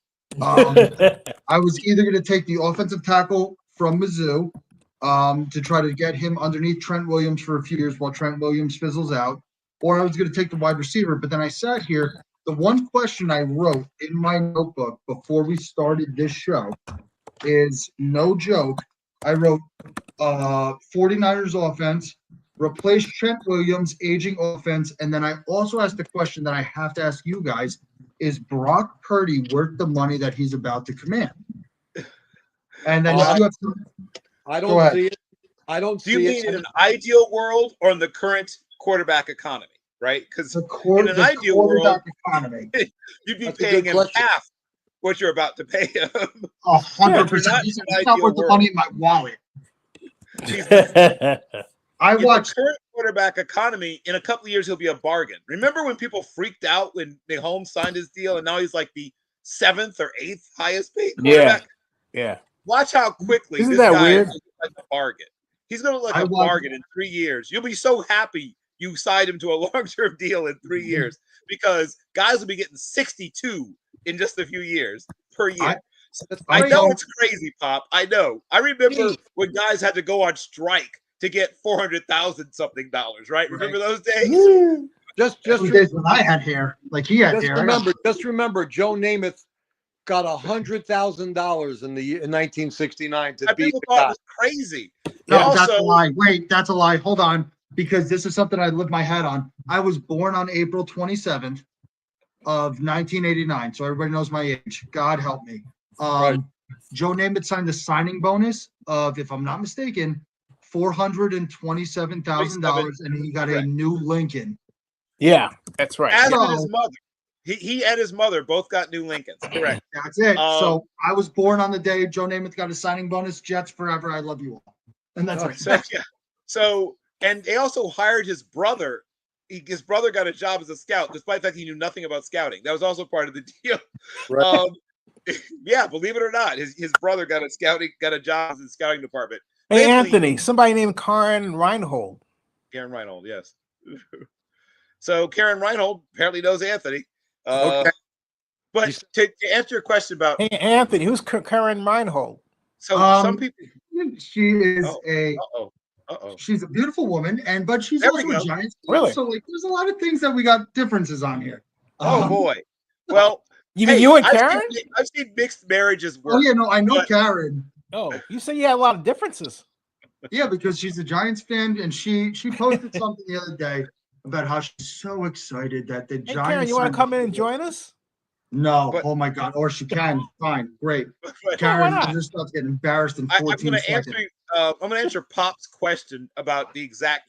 So I know people who hand timed Mr. McMillan at 4.48, but the official times that he was given were between 4.57 and on the lower end and 4.54 on the faster, which is about what I was expecting. I eyeballed him out at 4.56, but he runs in the mid to upper 4.5s. Once again, what was the official? Who did the official time? I mean, at a pro day, there's no such thing as an official time, Zenny. You only get official times at the combine. Yeah, but I mean, for whoever did it, to them that's their official. What's the one that people are most likely to report? I mean, if you're his agent, you're going with 4.54, obviously. Okay, fine. I'll go with that. That's fine. but I know people hand timed him as fast as 4.48. But the point is that my son was that fast 18 years ago. Well, that's pretty good for a quarterback. Okay, sure is. Dual threat quarterback. Wait, I'm going to say this out loud right now. I'm going to put this on record. I went my junior year to the Boston College football camp for all the recruits and everything else. And I will live this to the day I die. And every year during the NFL draft, I get slews of text messages when the quarterbacks run the 40-yard dash and they go, wait, how fast were you? At the Boston College football camp on grass with, what was that, 2006. I ran a 4.52 40. And I will never forget it. And now I'm this fat man with a dad bod and a bald head, but I will live here like Uncle Rico and go like, yeah, I ran a 4.5. Okay, I did it. That's getting it. That's getting it. You would have been the fastest. I'm sure that other guy's got a vertical leap of like 44 inches. Oh, I mean, he's a good athlete. I don't want to make it. It's not all about just straight line speed. He's a good athlete, especially for his size. He's gonna look at what people like Alshon Jeffrey did, right? Look at what people like the elder McCaffrey did, right? The eldest one, Ed, old Ed. Guys like that make a living taking balls off people's heads. He's going to do that all over people. He just has to learn his footwork. I mean, because when you want to and how to push off without getting called. If he does those two things, he'll be fine. Right, exactly. And going up in the air 42 inches, grabbing a ball, coming down and getting his both feet in bounds. That's going to be his prime goal to learn. Yeah, he's gonna be just fine. No, and that's the big thing. It's just in the NFL right now. I feel like there's a paradigm shift happening where there's a lot more of the big body receivers in college. There's a lot of like the scat guys, the Isaiah Bonds, who we'll talk about later and whatever it is. But I see a lot more of the 6'3", 6'2", 6'2" to 6'4" guys that when you run the zone read, you'll run that zone read option with that quick slant or that sluggo route going against it. And like, unlike Shedeur Sanders, I'll explain my scheme. So if you're running zone read with a 6'4" guy like the Ted Offensive, that's his new nickname. Zenny62 Media, you heard it here first. I like it. Actually, his first name, because I'm not pronouncing it because I'm going to butcher it, Mr. McMillan from Arizona, he's the Ted Offensive because he's all about the offensive. You run a zone read and you have him run a slant and go on that, and you get him to the back pylon of the end zone in the red zone. You run that zone read, you halt those linebackers for a second. You got one-on-one in the corner in the end zone. Throw the ball up, let him go get it. Sure, you have to teach him how to do. Somebody's got to teach him how to do that shit. So yep. I mean, you're not wrong. All right, who's next? The Cowboys are next. Yeah, Cowboys on the clock. That's okay. I'm gonna make one adjustment for posterity. For 1 second, I thought I could sneak it in while you guys were talking, but then uncharacteristically you stopped talking. So, so I just like the way I slipped that one in. And so, yeah, I am. And once again, another one of the younger prospects. He's just 21 years of age. 100%, and he's from Arizona, which means that he knows how to run block. We were just talking about this, Bill. Like he knows how to stalk block. He knows how to crack down, and he's got the big body frame that he will be able to help in the run game. A lot of receivers don't know how to do that anymore. Yeah. What you like about him is he's physically a guy who is not afraid to mix it up, right? He gets in there, he pushes people around, he likes the physical side of the game. And especially with a possession receiver, you have to be a guy who's not afraid of physical contact. He's not going to simply, like I said, run away from people. That's not his game. But once he gets rolling, he can get some big plays. But he's a guy that mostly is going to be, those digs, those slants, all those in-breaking routes where he can wall off a defender. That's something that's lost in today's NFL. On the third, we're gonna go back to Shedeur Sanders because I'm gonna rip that apart. And it's not because of you, Bill. It's because of the answer that you got. Is that it's 3rd and 8 from the left hash and everything else. I put 3 receivers to the left and run flood to the right, so you got the open side of the field, and then you got a 15-yard dig, a 10-yard dig, and a 5-yard dig. Levels, yeah. And then can anybody tell me right now which NFL team has 3 receivers that would go across the middle and catch that football on 3rd and 8? And you throw the ball, the guy in the middle, like a Wayne Corbett, a Wes Welker, a Julian Edelman, a Calvin Johnson, a Mike Evans, Chris Godwin. Like I can try to rattle off receivers right now. A lot of guys don't like to go across the middle anymore because they don't want to get hit. The Colts have put together a bunch of guys who aren't afraid to going over the middle. They just got to work on getting the ball out on time. But they have their receivers. I mean, Josh Downs is not the biggest cat in the world, but tough as nails. And then they got the big guys. Alec Pierce is a freak of nature, right? To be that white, that fast, that size, right? That guy's special. Another great volleyball athlete also. Guy was an all-state volleyball guy in high school. And then you've got Michael Pittman Jr. I mean, that's a nice group of receivers that if their quarterback play improves, they're going to have a very difficult offense to defend. And it's funny that, now you're talking about a couple, not just one or two. There's a few guys that are transitioning from volleyball. And I'm coming from the days when if you were one of the fastest guys in the world, R.E. Bob Hayes. And there we go. The fastest football player of all time. Bob. Wait, hold on. If anybody wants to know where I have my NFL history, it's from this guy right here. And then I was sometimes without any, I wasn't allowed to say no. I would watch all of the old school football from this guy. There we go. If Bruce wants to pretend that he's modest, he's not. Bruce in high school still holds the record at Riverdale High School for 100-meter hurdles. And if I ran wow, congratulations. Bruce ran, no joke, I'm not kidding. Bruce ran a 4.3 in high school. Wow. Hey, everybody, the Cowboys pick is in. But before I announce the Cowboys pick, I want to direct everybody. Hey, look. Oh, Anthony left. I'll wait until Carrillo comes back. He'll be back. He'll be back. Well, I'll just go ahead and I'll go ahead and announce the Cowboys pick. The Cowboys pick Luther Burden, the third wide receiver out of LSU. All right, so they need him bad. Yeah. So East St. Louis, right, is a talent-rich environment. Without thinking hard, I can name about 20 professional athletes in various sports from that part of the country. LaFonso Ellis was a great basketball player, came out of East St. Louis Lincoln. It's Vashon High School gave us a lot of great football players and great basketball players. But this young man, his last year in high school, people eventually stopped punting to him. He had 20 punts kicked to him. 8 of them he returned for touchdowns. That's a pretty good percentage. 20 times you get the ball as a punt returner, 8 of them you house. That's insane. He was a dangerous man in the open field. Wow. So, yeah, he's a terrific pickup. If you use him in the return game, you're going to get double value. Hey, everybody. Welcome to the NFL Draft mock draft.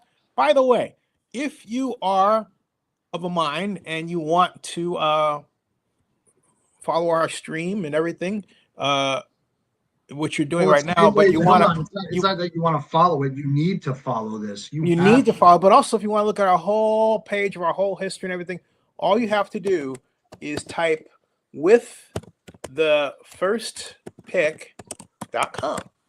Yes, we own the URL, and it's with the first one using one stpick.com. With the first pick.com, type that right now. You'll come right to Zenny 62 Media's NFL News by Zenny62.com special web page for our NFL Draft live streams going back through history. With this one being the one you'll see at the top because it's the most recent. So we have live streams, interviews that even has that time that Corey Dillon was on, Anthony and Bill and all that fun. Corey Dillon still owes me a lot of things. I talked a lot of smack to him a few years ago and he hasn't paid the price yet. So I need Corey's phone number because me and him have a score to settle. So remember, folks, it's with the first pick as a number. We're the only people that have that. Okay. Yes. It's if you go back, everybody, if you go back and watch the NFL Draft show from 2 years ago, we had Corey Dillon on, and it was great because it's N62 Media. We get prime people and everybody else in between. We get a lot of interviews that you won't see on the mainstream media and everything else like that. So tune into Zenny62. And you'll watch me as a lunatic talk a lot of smack to Corey Dillon, and he gave it right back to me. And I told him, I would imagine. Yeah, I told him that me and him need to talk. And his agent, his mother, his girlfriend, his side chick, I don't know what it is. hasn't reached out to me. And me and this is all in good fun. So First, the wife and the side chick have not reached out to you? I was gonna say me, like this is all good fun, Corey, and I love you every which way and upside down. But like it's one of those things that Corey, I gotta talk to you. We got to figure this out, buddy. You're a Patriot. And if you watch that video, you'll watch me just be like, I'm a Jet fan and I hate you, but I also love you in the same time. But Corey, if you're watching this now, on April 24th, when the first round comes out, when we do this live stream again for the first round of the draft, your ass better be there because I'll be there. So let's figure this thing out right now. Ooh. Okay. Well, I'm calling it out. Somewhere, someone's side chick is DMing. Sooner or later, I'm gonna get my. Dylan's gonna knock on my door. I'm gonna open the door. He's gonna knock all my teeth out and just be like, "Why'd you put that public?" Are we in a saloon in the Wild West? He's calling him out. It sounds like that's what it feels like. I don't. Once again, is this genetic? Did you do this at one point when Oh, you were you younger? welcome. You have no proof. Welcome back to Ants Rants. Ants Rants been on a hiatus for a while, and like a phoenix, it's rising from the ashes. Here I'm coming back. Tune into Ants Rants on Zenny 62. It's going to be even worse than 15 years ago. Yes. Yeah. We are. Show us real quick. Now, is that where we are? Pick 13. Yeah. Show us real quick. This is what you get if you type with the first pick within one. Yes. Now, if you type with the first pick first, this is what you get. There. 1,000%. Hey, listen, folks. When you're making a website around a term, make sure that you buy both versions. If you know there are two, get both of them. They're only $10. Don't just get one. Okay. I mean, seriously. Right. Wow. Okay. Seriously. Get do that. All right. Do that. Just a word of note for everybody out there who Then he's putting down free game for all those in that internet hustle. You now know. Also, some people even get like the misspelled version, like if somebody, because people spell poorly, so they'll sometimes even buy the. But here's the thing, Bill. Bill, everybody. Okay, if I say first, I don't think first like F. I think one ST. Right. I know what you're saying. Yeah. So my point is, either they had to have tried to buy it and it wasn't available. Maybe, but yeah. Also put like Frist with the Frist pick because people can't spell with a darn nowadays. So yeah, pick like 2 or 3 bad spelled versions of the thing as well, just in case. So because there'll be somebody out there misspelling your website. I promise you. Well, or you know what? Yeah. Okay. Moving along, we have Pick 13. In the order. We had Indianapolis next. Wait, hold Dallas. on. Did we get a 13th pick in? We had Dallas. I picked now. Dallas. So you're. Yeah, I was gonna say the Dolphins should be, and then Indianapolis, right? No. Hold on. Whoa. Time out, everybody. Time out. Whoa. Yes. All right. Already. All right. I picked Dallas already. That was Luther Brayton. Yeah, I heard that. That's pick 12. I'm talking about 13. You're next, Bill. That's you. Oh, well, that's what I'm asking about. Okay, here we go. That's what I'm trying to tell you. Okay, good. Yes. Well, and then Indy, that's in your hands, Anthony. Yeah, and I'm just gonna. And then Pops, I'm giving you the Falcons. He's been drafted. You've been drafted, Pops. Hey, listen, give me a helmet. I'm ready. But even better, you already have a uniform. You're GM, and not only that, guess what? You know what you want to know what the best part of the whole thing is? Look, he's wearing Falcons red. Wow. He's got Falcons. Take him off. There's 51 subscribers to this. Are you? Sorry if I'm ruining your show, son. I don't know. This is really driving down. Anthony, he doesn't look that sorry. I'm looking.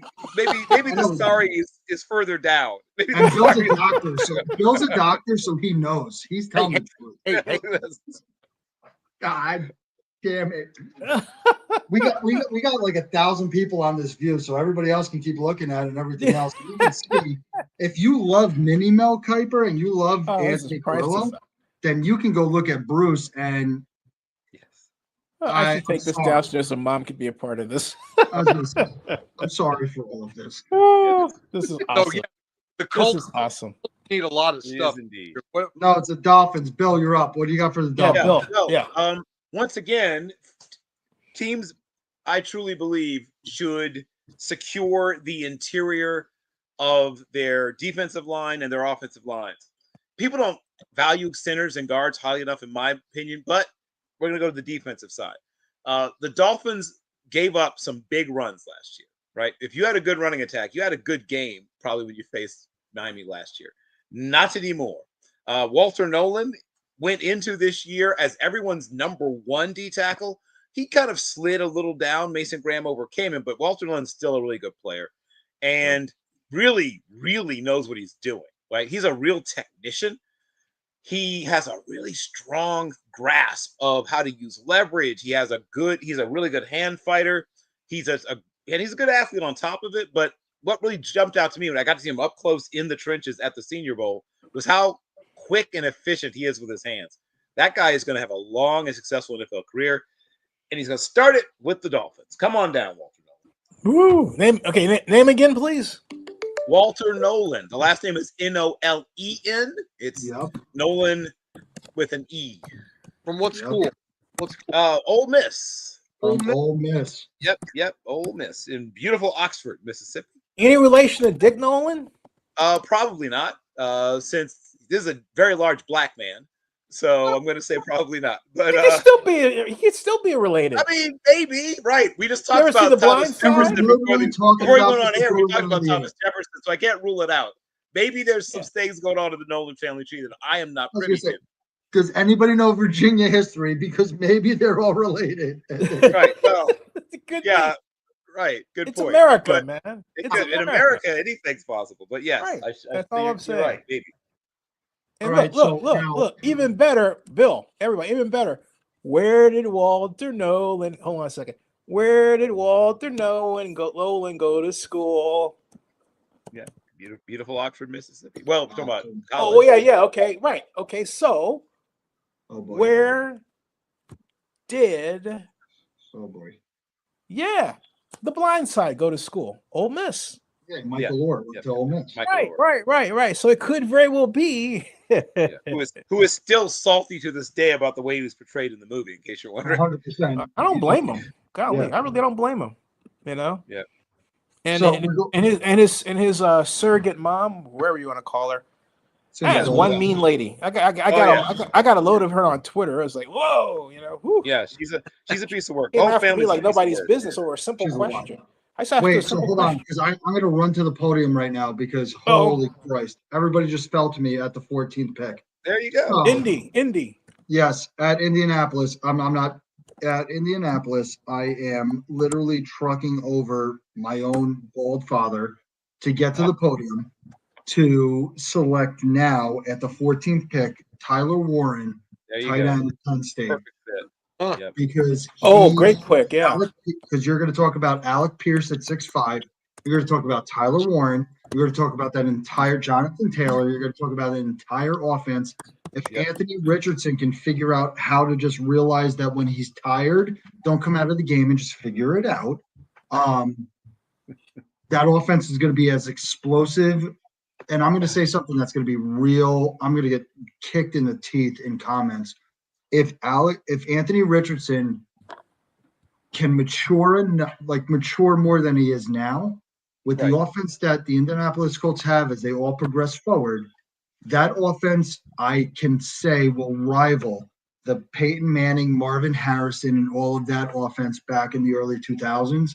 You just have to figure it out. That is an area. Wait. You're saying Daniel Jones sits on the bench? Yeah, because they're going to bring in Daniel Jones to rival Anthony Richardson, but I think Anthony Richardson has too much potential and actual athletic ability that I think that Indianapolis just paid $14 million to reality check Anthony Richardson to being, you're a quarterback in the NFL, now play like it. So, and it's one of those things like, remember when Matt Flynn went to Seattle and then also got drafted? That was $25 million back when $25 million was real money. Exactly. And I think that I have a lot of hope in Anthony Richardson. He's a quarterback in one of my keeper fantasy leagues, which Ants Rants put out fantasy football soon enough. But I think that Uh-oh. I would know. Oh. Wait, is that a double entendre? But Well, it's Daniel funny Jones, because that's it's the whole point. true. Yeah. Oh yeah, It's because funny Karen's a Giants fan, and they're just terrible. So there you go, and that's it. But Daniel Jones I thought she meant he falls apart in another way. I didn't know all. Sorry about that. Anyway, Daniel Jones. Yeah, I said it when the Giants drafted Daniel Jones. Daniel Jones is the Timu Eli Manning, where it's like it looks like Eli Manning, but it's not really Eli Manning, and it comes from 6,000 countries away, and it takes you 4 weeks to figure it out. But I think honestly that Anthony Richardson figures it out, and he realizes like what you have is better than what you want. So let's focus on what I have. I have Alex Pierce who can stretch the field into oblivion. I have an all-pro running back in Jonathan Taylor that can run the ball. I have an offensive line that is going to protect me to the point. I'm also 6'5" and run a 4.3 or 4.4, whatever he did. I also am now drafting Tyler Warren for an outlet underneath game. So instead of trying to press the ball downfield every 15 seconds, I can throw. We're going back to those dig routes and those level concepts. I can throw those 10-yard down and ins. I can throw those 10-yard down and outs. I can throw those slant bubble concepts underneath, and I can be productive. And I can throw the ball 30 times a game. Maybe the ball doesn't travel more than 15 yards because I'm going to put it in the hands of my playmakers, and I don't feel like I have to do everything because Tyler Warren is a do-it-all tight end. And even though he looks like he's a tackle that's just pretending to play tight end because he's got the arm brace and the knee things and all these things, Tyler Warren's an athlete. And if he falls to 14, and by the way, this is also without any trades. If Tyler Warren falls to 14, the Colts should sprint to the podium and take him within 15 seconds. Hey, Pops, you got the Falcons. Yeah, you know what? That's good stuff, Anthony. I just don't know if Richardson can be the guy. I mean, we're gonna find out. We're gonna find out. This is the find out year. Yeah, that's 100% what it is. So, I mean, I'm looking at the Falcons are so much living and dying by what's that little guy's name? Kyler Murray? No, that's the Cardinals. That's Atlanta. So the Falcons have they have a new Penix. quarterback. Yeah, the quarterback they have now is the Tampa, Florida native by way of both Indiana and Washington. Yeah, Michael Penix is the quarterback. The star. We have two great running backs. We have both Tyler Algiers and Bijan Robinson. Bijan. And then we have a great tight end who's, I think he's an outstanding specimen. He's got Kyle Pitts, and then he also has Drake London from USC. Right, Drake London's a stud on our team. Right. Yeah. So really, a lot of the help needs for Falcons are really offensive line. Oh well, excuse me, Grady Jarrett just went to the Bears too. So I was going to say, who's the defensive guy at Georgia for the edge? That's who they want. That's who they need to pick. Well, the one that's still available is Michael Williams. Walker Ray got picked. There you go. Yeah, Michael Williams. All right. Go with this dude because they need something on the other side of the line. They need something that's going to be, intrusive to every team that they play. Let's figure that Phoenix is going to be able to do what he's got to do. He's going to be able to do the RPO and do everything he's supposed to do. If we don't get the other side of the ball, at least somehow be some sort of a terror, you know what? You 4 million points, but the problem is you're going to let up 1.5 million points if you don't have. There you go.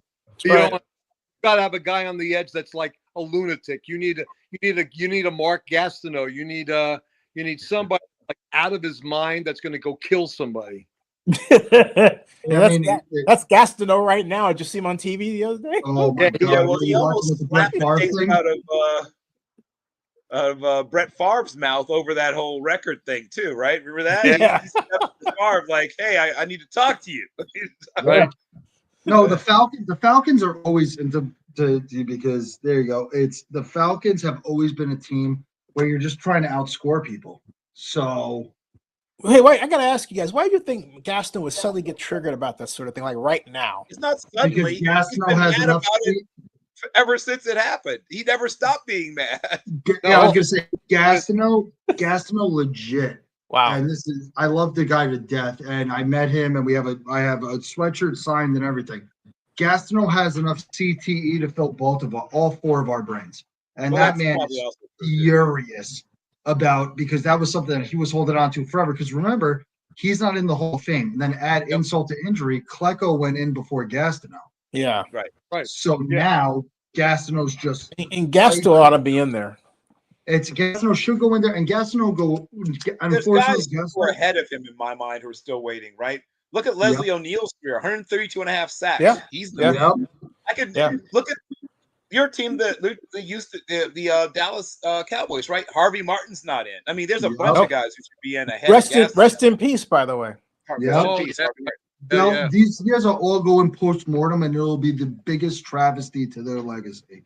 I agree. Yeah. Yeah. No, Harvey I'm Martin still died. mad that Kenny Riley. Folks, wasn't Harvey inducted Martin in died that at spot, 50 but years that's- old of cancer. Oh, Yep. geez. Yeah. Yep. 50. Yep. Wow. Yep. The Wow. beautiful Harvey Martin. We could do a whole show, which we should at some Yeah, point. we ought to get Randy White on here, you know? Oh, the I manster. think we can do that. I If think we we get can do that. Randy- I think we so can do you that. Get Randy White on this will be psychotic. Yeah, well, Yeah, I think I we remember can when get him. he and Tim Brandt, right? Who Yep. most people know as a broadcaster, but Brandt was his opposite DN, and they played that old like drop, right? So they were drop ins. They were so it'd be almost like they go from like a 5-man front to a 3-man front because they could stand Yep. up and walk off the line. They This would is look this is like in Maryland, right, Bill? They would look like a 5-2 front, but they would drop to a 3-4 at the snap of the football. And it was so ahead of its time. It was unreal. But yeah, Tim Brandt held his own. Obviously, people mostly worried about Randy White, but Tim Brandt had some pretty good years at Maryland, playing on the other end. Okay, so we've got in terms of the order. Arizona, Cincinnati, Seattle next. I got Arizona. Yep.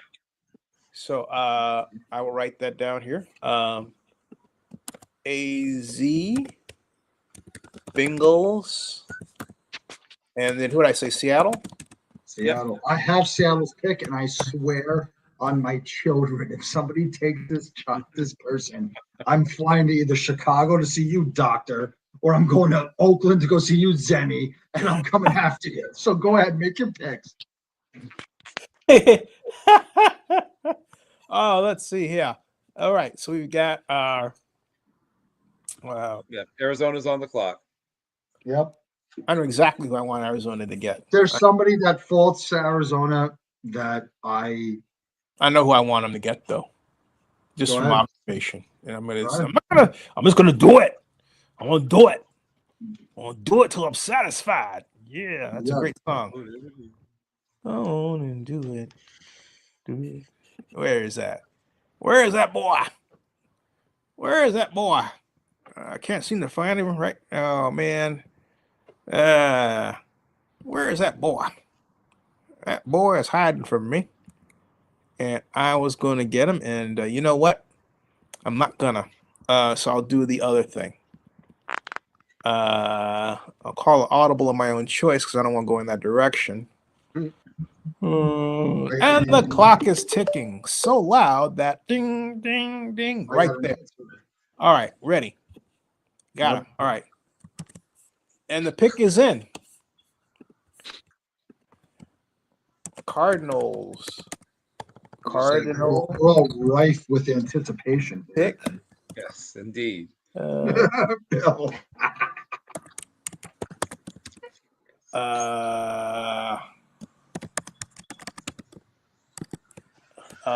And if this guy turns out to be anything like Will Anderson, woo, look out.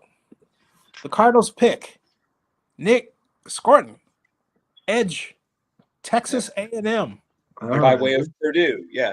And his Purdue tape is actually better than his Texas A&M. The curse of Texas A&M kind of got him. I was just going to say the Purdue tape. Yeah. He's what I like about him is he is a power guy, and he has some speed too. But he mostly wins with power. And the good thing about winning with power is you don't need space to do it, right?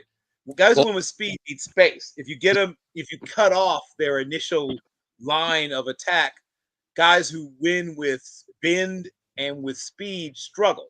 A guy who wins with power, if you cut off his initial line of attack, he throws you out of his way, right? As long as you got power and you can bend, you're a good DN. Yeah. Hey guys, I'm gonna walk downstairs with this because I want Mom to hear this, and I'm gonna have some company because she was sleeping, so she's making dinner now. So I'm gonna take you guys on a ride. That's a solid selection. And so that brings us to pick 17? Yeah. So the order is Bengals and Seattle next. Bengals, Seattle, and hold on a second. I should be down. Bengals, Seattle, and come on, Zenny. The Buccaneers are after Seattle. Thank you. Yep. Bengals, Seattle, and Bucks. Got it. So, Bill, you got the Bengals. Yeah, and I'm thrilled. So, for those who might Bengals, yes, I'm thrilled. Not necessarily because to be in Cincinnati, but everything else thrilling. For those that watched the Bengals at all this year, they struggled mightily on defense last year. Nick Anarumo is still a good coach, but he lost both of his safeties, right? They lost both Mondell. They fired him. I know. And he's a defensive coordinator again already in Indianapolis because he's so good. Mm-hmm. People realize he's good. The problem wasn't him. Anarumo's coaching wasn't the problem. But scapegoat. A lot of what they do is based on having safeties that are versatile. And they lost both of them. And they never replaced them successfully.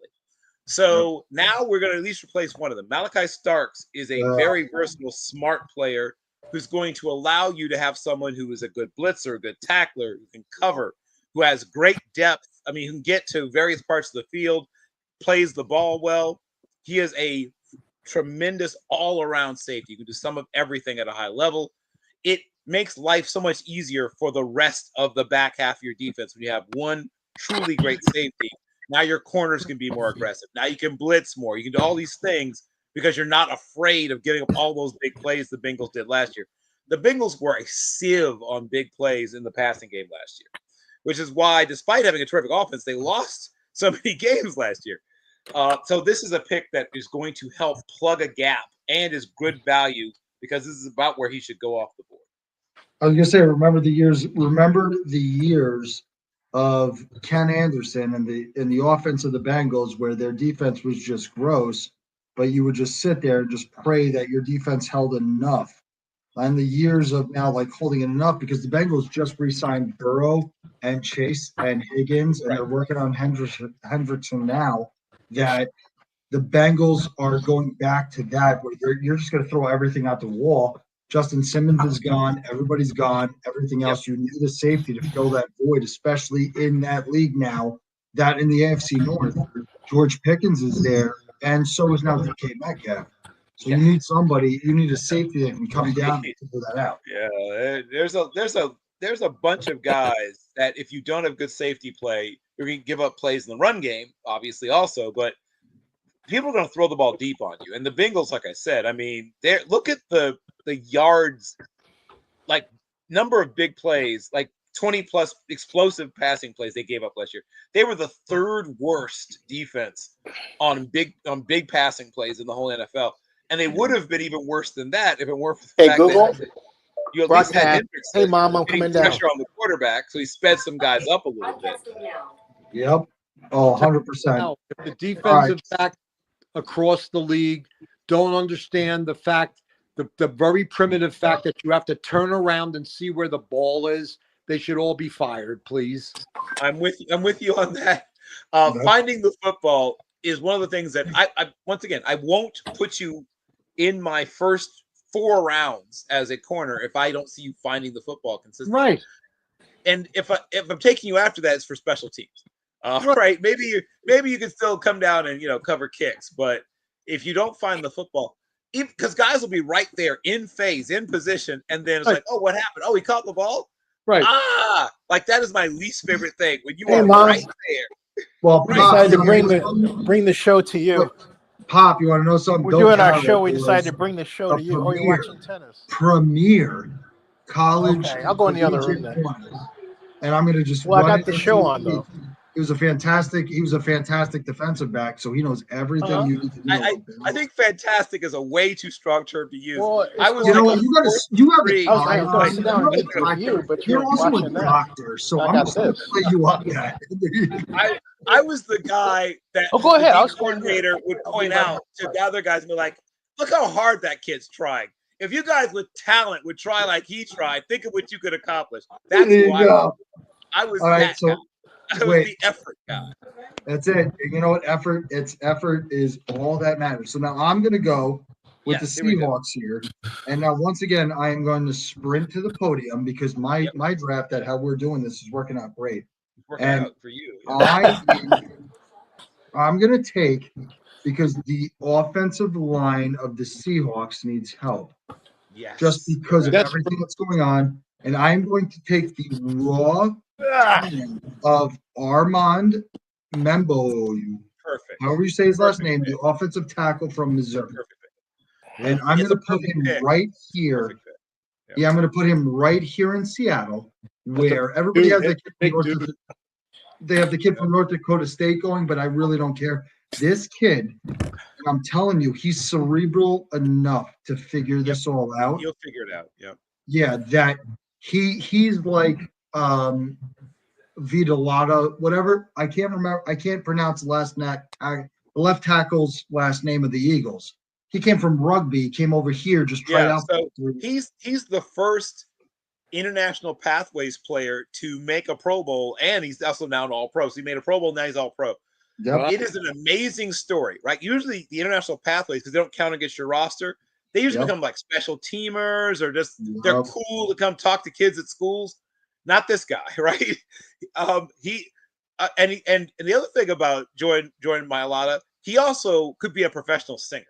Have you heard this guy singing? I saw the Christmas. I listened to the whole Christmas album. It's wild. Jordan Mailata could legitimately walk away from football and still make millions of dollars. His singing voice it's the singing voice of a freaking angel. And you look at so many. Wait, hold on a minute, because it's if you listen to it, and because I'm going to say something right now, and it's going to embarrass Bruce into oblivion, and it's just going to make me feel great about myself. If anybody knows the song "Summer of '69" by Vista Records, I'm going to kill her. by Bryan Adams. Yeah. If you go through the history of how they selected these singers for the summer of '69, and this is all true, and I have the portraits to back it up, and my father in some dorky leather jacket. There were two people that they were selecting to sing that album of the summer of '69. One of them was Bryan Adams. The other one was Bruce Carrillo.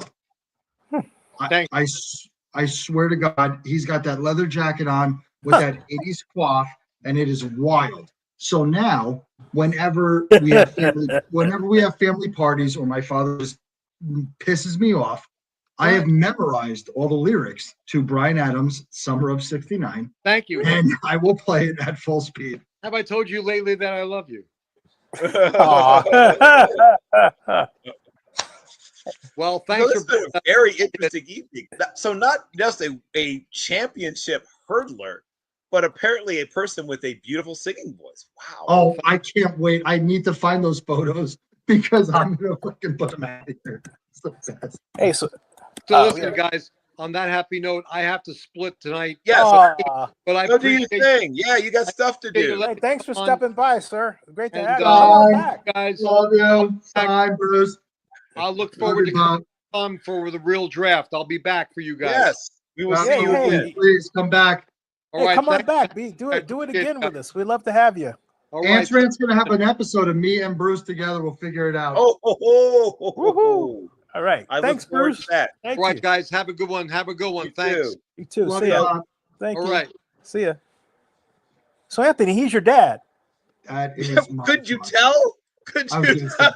you couldn't No, I- figure that out, Sammy. I don't know I what mean, you're smoking. It was like some sort of weird time travel experiment. Yeah, that is legitimately. I'm not kidding. It's. I was talking to Karen, and I said, "Do you want to know what I look like in 40 years? Like, there's my father. That's what I look like in like 40 years. There you go. Like, have fun.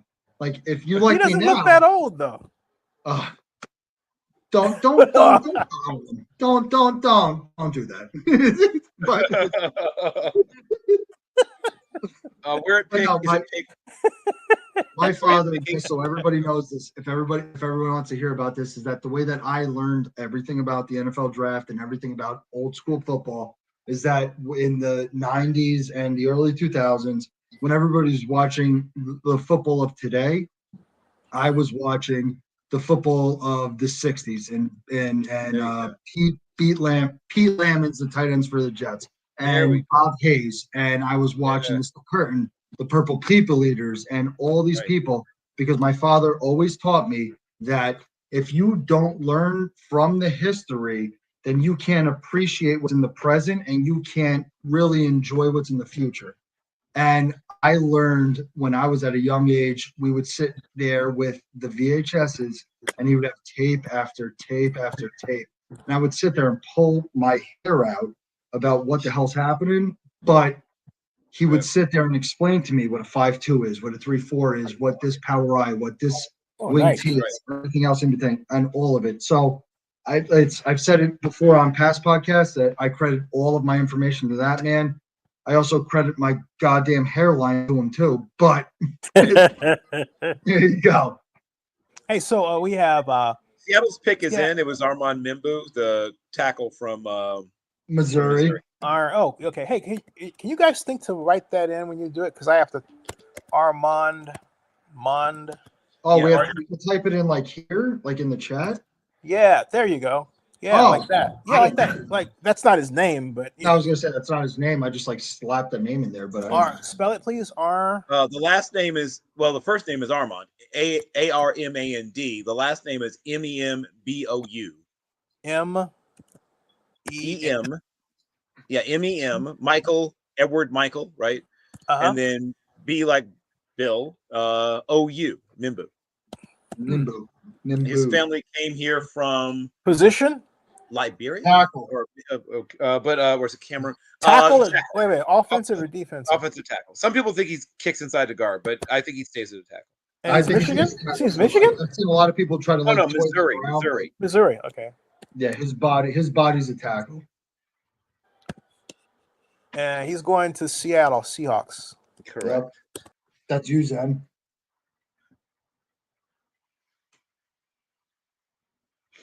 Another 21-year-old, another of the young guys in this draft. Another guy with a lot of growth still ahead of him.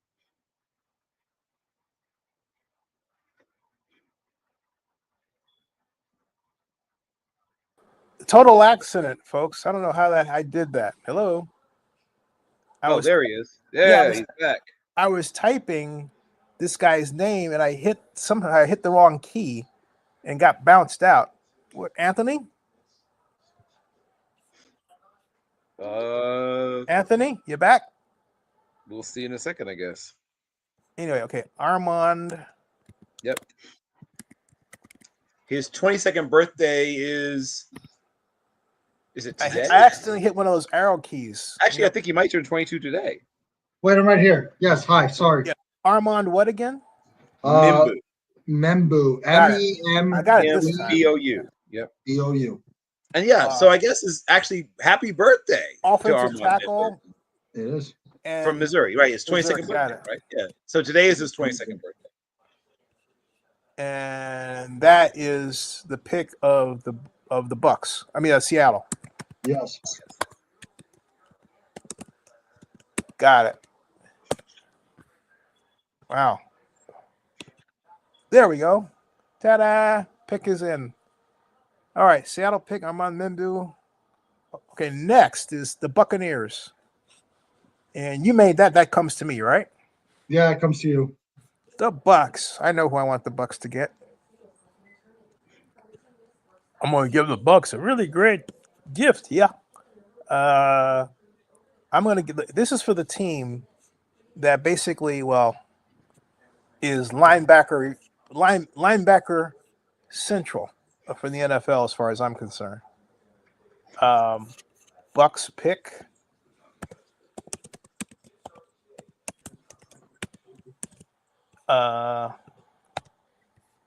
Campbell. Sweet home, Alabama. Oops, wait a minute. Wait a minute. Wait. Yep. Who are you taking? Huh? Who are you taking? Jod Campbell. Jahad. Boom. Yep. Arizona Pretty much linebacker. everyone's top rated Alabama. true linebacker or traditional sort of 4-3 type linebacker. Yeah, but here's my only question is, how long is the NFL, the way that the offenses are going, and I'll ask you guys this, the way that offenses are going that more mimic college every year as the years go on, how long are we going to stay with the traditional 4-3 in the NFL? Well, almost no one bases out of 4-3. There's one team that really bases out of 4-3, a true 4-3. Most teams are in 4-2, 4-2-5, 3-3-5s, 4-3-4s. A lot of teams are hybrids. They most are. teams are some right. Everybody's Bill Belichick now. They all change up their defense and specialize, except the Browns. But I don't understand how Jim Schwartz keeps his job, but whatever. But he did a lousy job last year, and they blamed everything on Jameis. And they were giving up chunks of yards against the Chargers, like 60 average chunk play was like 30 yards, 3 big plays, yards each. Defense is almost optional at this point, and it should piss off anybody who's played defense. Some of the games, I'll say early in the year, there were some good defensive struggles, but they trying to legislate defense. They're trying to push defense off the edge. Every year, there's some new rule to make it harder and harder to play defense. But still, you saw how important defense is once again in the Super Bowl. The Eagles play great defense, and shout out to not only the talent, right? They have great talent, but the scheme also. Fangio's scheme was really brought to life by the fact that so much of what you can do in that scheme, right? He plays that pattern matching sort of combo coverage that if you don't have the right nickel, it all falls apart. Shout out to White Chocolate. Cooper DeJean had a fantastic game in the Super Bowl. That guy is going to have a super long, super successful NFL career. And that guy is just an absolute stud. And then Quinyon Mitchell, sheesh. That was my number one corner his year coming out, and he made me feel pretty smart because I just love Quinyon Mitchell, and there's nothing he can't do. He's got length, he's got strength, he's smart, he's fast, he can tackle, he can catch the ball. He's physical as all hell. He's perfect. He's basically he's the closest to a perfect corner right now, I think, in the NFL. I just love Quinyon. Well, here's a question for you, Bill. I got a question for you. Who right now, besides him, and with the amount of money being shelled out to corners, who is the top corner in your mind as the Pittsburgh Chargers, Green Bay? Well, I think Quinyon Mitchell might get there soon. Surtain, maybe. Breathing hot down his neck is Stingley out in Houston. Texas. And then who else would I put sort of in that top? Would you put Sauce Gardner up there? Sauce is in the mix, and so is Gonzalez, man. Christian Gonzalez is going to be making some all pros pretty soon. I was going to say, the guys just mentioned in whatever order are the top 5 in my mind. I was going to say, I was just about to say that. Who's your top 5? Gun to your head right now. Make a top 5 starting at 5 and go to 1. Well, okay, an order is harder. I was going to say. I mean, Surtain or Stingley, like, what's your flavor? If you don't care as much about tackling, then you're going to probably lean Surtain. If you care a little bit more about tackling, you'll probably lean Stingley. But both those guys can mirror and match and go after the ball like crazy. They're like wide receivers, but they tackle. That's the problem with Trevon Diggs, right? That's the reason I can't really fall in love with a guy like Diggs. He doesn't like fighting through blocks. He doesn't like tackling. He had one really good tackling game on tape in his entire pro career. And it was after he got taken to task about his tackling. So I guess every year somebody needs to air him out on Twitter or something about his tackling because then he'll tackle. But unless he's embarrassed, he just doesn't tackle. But yeah, so either Stingley or Surtain. I'm fine with either one as number one. Okay, so we have, by the way, Denver, Pittsburgh, LA Chargers, Yep. and Green Bay. This is the Yep. order. Well, and I'm Denver, right? Yeah, because I picked for the Bucks. So you're Right. Denver. Well, Anthony's guess what? Pittsburgh. We're also Chargers. running to the podium. We're another running to the podium team. We're gonna snap up Colston Loveland, the number. I'm running. The number 2 tight end, and he's even a better blocker, frankly, at least at this point, than Warren is. Now, Warren might get there as a blocker, but Loveland is a terrific blocker and is a pretty darn good wide receiver. So yes, we'll take Colston Loveland. Thank you very much. Wait, wasn't he taking? I think that You're thinking about Ty Warren. I Colston think that Loveland. the Loveland and Warren debate is something that I would have to say is more like the Kelsey Kittle debate. Kelsey's a better receiver. Kittle's a better blocker. Right. Right. Ty Warren went to Indy. I was just making sure. Told you. Yeah, that's what I just explained. But yeah, Colston. I was going through the list. I just wanted to make sure. That's all. Yep. All right. Colton Loveland. Yep, from Michigan. Yep. From Michigan. And he's now, a perfect fit for what Peyton loves. He's had to sort of make do with, no offense, but not exactly what he wanted at the tight end position. And now he gets what he wants. Like I was going to say, who's taking offense to what you're saying? Well, guys who suit up. And shout out to my friend Lucas Krull, who managed to stick there and will still be there, right? There's a place for you in the NFL, Lucas, and you and Loveland will help each other. There's a place for people like you. There is. But now they have, we'll see what happens with the other tight ends, but Krull will have a place because he's a terrific special teams guy who is a terrific tight end 3. Now they have their tight end 1, and you'll figure out the tight end 2 situation, but they have their tight end 1 now. And now we come to the Steelers. The Steelers. How would Arnold Schwarzenegger say? You're just Steelers. I was going to say Steelers. Yes. Steelers. So Steelers in the dialogue. Arnold Schwarzenegger also dropped 6 inches and became black, and it's great, and I love every second of it. What? Wait, what movie? So I'm going to the podium. I'm sorry. I'm going to the podium right now, and I'm taking a quarterback that has not only rose up the draft boards, but I'm catching them at a steal where I'm sitting. And because Justin Fields is gone, Russell Wilson's gone, and everybody else is gone, I'm taking quarterback Jackson Dart to the Pittsburgh Steelers right now. And there's more needs that they have, and like you could find a serviceable. Is he really a first-round pick?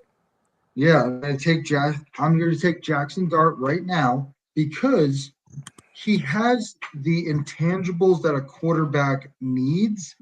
It needs to be developed, and if there's one coach in the NFL that I can trust with a quarterback that has the intangibles that need to be developed, it's Mike Tomlin. Because remember, Ben Roethlisberger came from Miami, Ohio. And nobody thought, they were just like, hey, he's a big body frame, he's got a large arm, and he's got a live arm and everything else. And then a great agent in Lee Steinberg. All right. But he came to Pittsburgh, and Tomlin put him in a position that it was make the completions that matter, don't make the completions that you need. And then Jackson Dart, I feel like, is in that same category. And I think that Jackson Dart will be good if he's in the right system. And I think this might be a decent. The only thing that I have a concern about is that because you can plug and play a running back here because they just lost Najee Harris to the Chargers. Right. But I think that you go on offense here, you take Jackson Dart, and you let him play this out because you just lost both the only quarterbacks that you could figure out. And this is even if Aaron Rodgers comes in, then it helps Jackson Dart even more so that he can sit a year or two behind Aaron Rodgers and learn, and then he can step into the fold. The things I like about Jackson Dart, and shout out to my friend Alex M. Brown, who is the director of player personnel for Ole Miss, who recruited him when he entered the transfer portal coming from USC. Jackson Dart is a guy that was a terrific all-around athlete, was the baseball Gatorade Player of the Year for the state of Utah, terrific baseball player, was a guy that played safety also in high school, right? He wasn't just a quarterback. He was a really good safety. He likes hitting people. Now, that's both a good thing and a bad thing. He needs to be a little more judicious now in the NFL with his body. He's got a lot of the same qualities that make a guy like Baker, Reagan, Mayfield, right, tick. Super competitive, throws his body around like it's a rental. What I'd like to see him is be a little more careful, but he's got the big arm. He's got toughness, both mental and physical. He makes some bad interceptions. That's the one thing I'm not a big fan of. Is he will try to force the ball in places it should never go. But he is a physically talented guy. He has a strong arm. He's a good athlete. Like I said, I just need him to realize that. All I'm going to say is this, and Karen's watching, and I'm just going to do this. This is my treasure chest of NFL draft picks right here. This is my treasure chest. And if I open this treasure chest into the mid-20s of this draft, you know what it says to me? It says, Jackson Dart's going to figure it out. And when he figures it out, like what you just said, Bill, when Jackson Dart figures it out, this treasure chest will just be filled with a bounty. Because remember, Mike Tomlin hasn't had a losing season in Pittsburgh. Nope. Ever. I don't think he's starting now. So he's going to select who he wants to. You can also see a lot of other people that go into this position here. This is more of just like, holy crap, we just lost Fields and Wilson. But if you actually have to go off need, I would rather take a running back here, to be honest, because this is at that point in the first round where you take a running back that can give you something that you need. But if I open the Steelers treasure chest right now, it's hold on. Okay, I'll tell him. No, I told him already. I told him. Yeah, no, it's Jackson Dart. It's Jackson Dart to the Steelers. Gotcha. Well, hey, you'll like this, Zinni, since you're a big Jameis Winston guy. He has a lot of the same qualities that make Jameis Winston.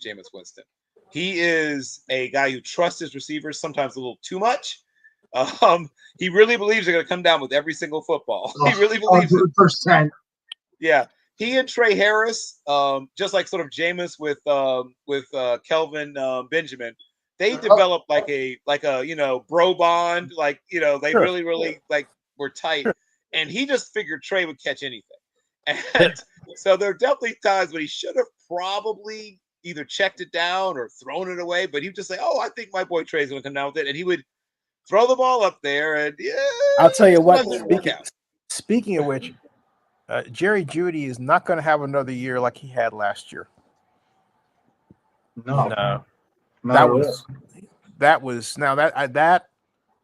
development of his. I do give Ken Dorsey credit for that, because when Dorsey was able to get lucky enough and not get his quarterback sacked or design a set of plays that basically brought the interceptors to the ball, right. Hey. Jerry Jeudy had a fantastic. Jerry Jeudy's a fantastic receiver. He's a Jerry perfect Jeudy number 2 receiver. Jerry Jeudy's a great route runner. He's not going to blow the speed. He's not going to blow the top off your defense with speed. Well, he's pretty darn fast too. But yeah, I was going to say that. True, but I would if it's Jerry Jeudy's a wide receiver one somewhere.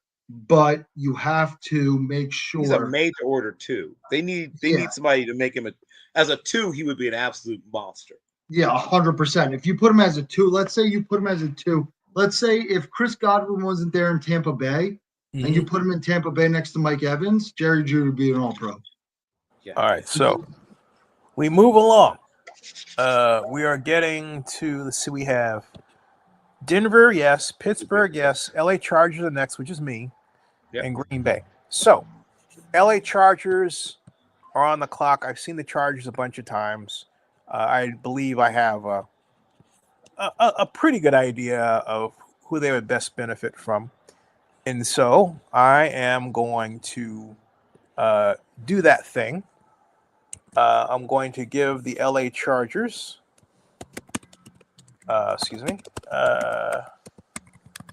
pick. Booker.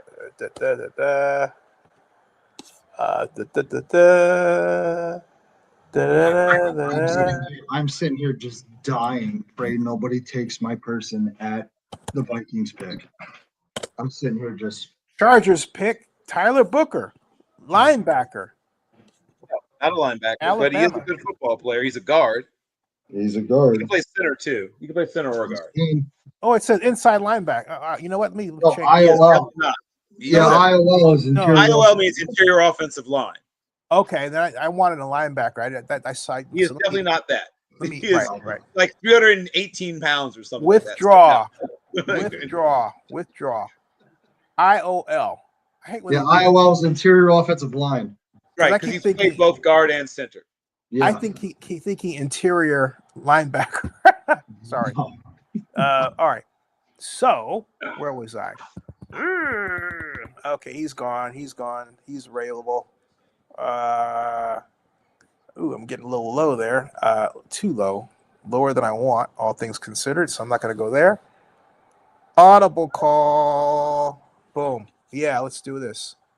All right. We call an audible, and we decide we go with the national champions. Yeah, that's right. So, LA Chargers pick LA. Come on, LA Chargers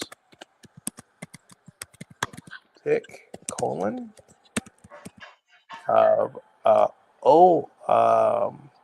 edge. Is that right? Right here. Yep. All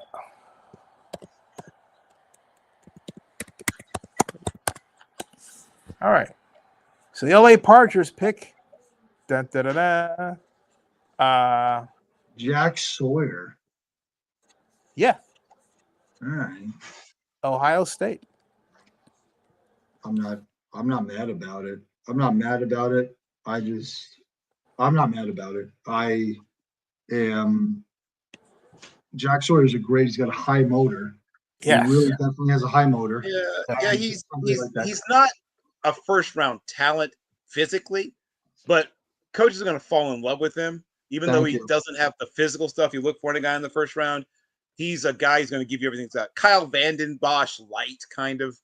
Yep. Well, he's 6'4", 260. Yeah, he is. I've stood right next to him. I was at the combines, and I know exactly what size he is.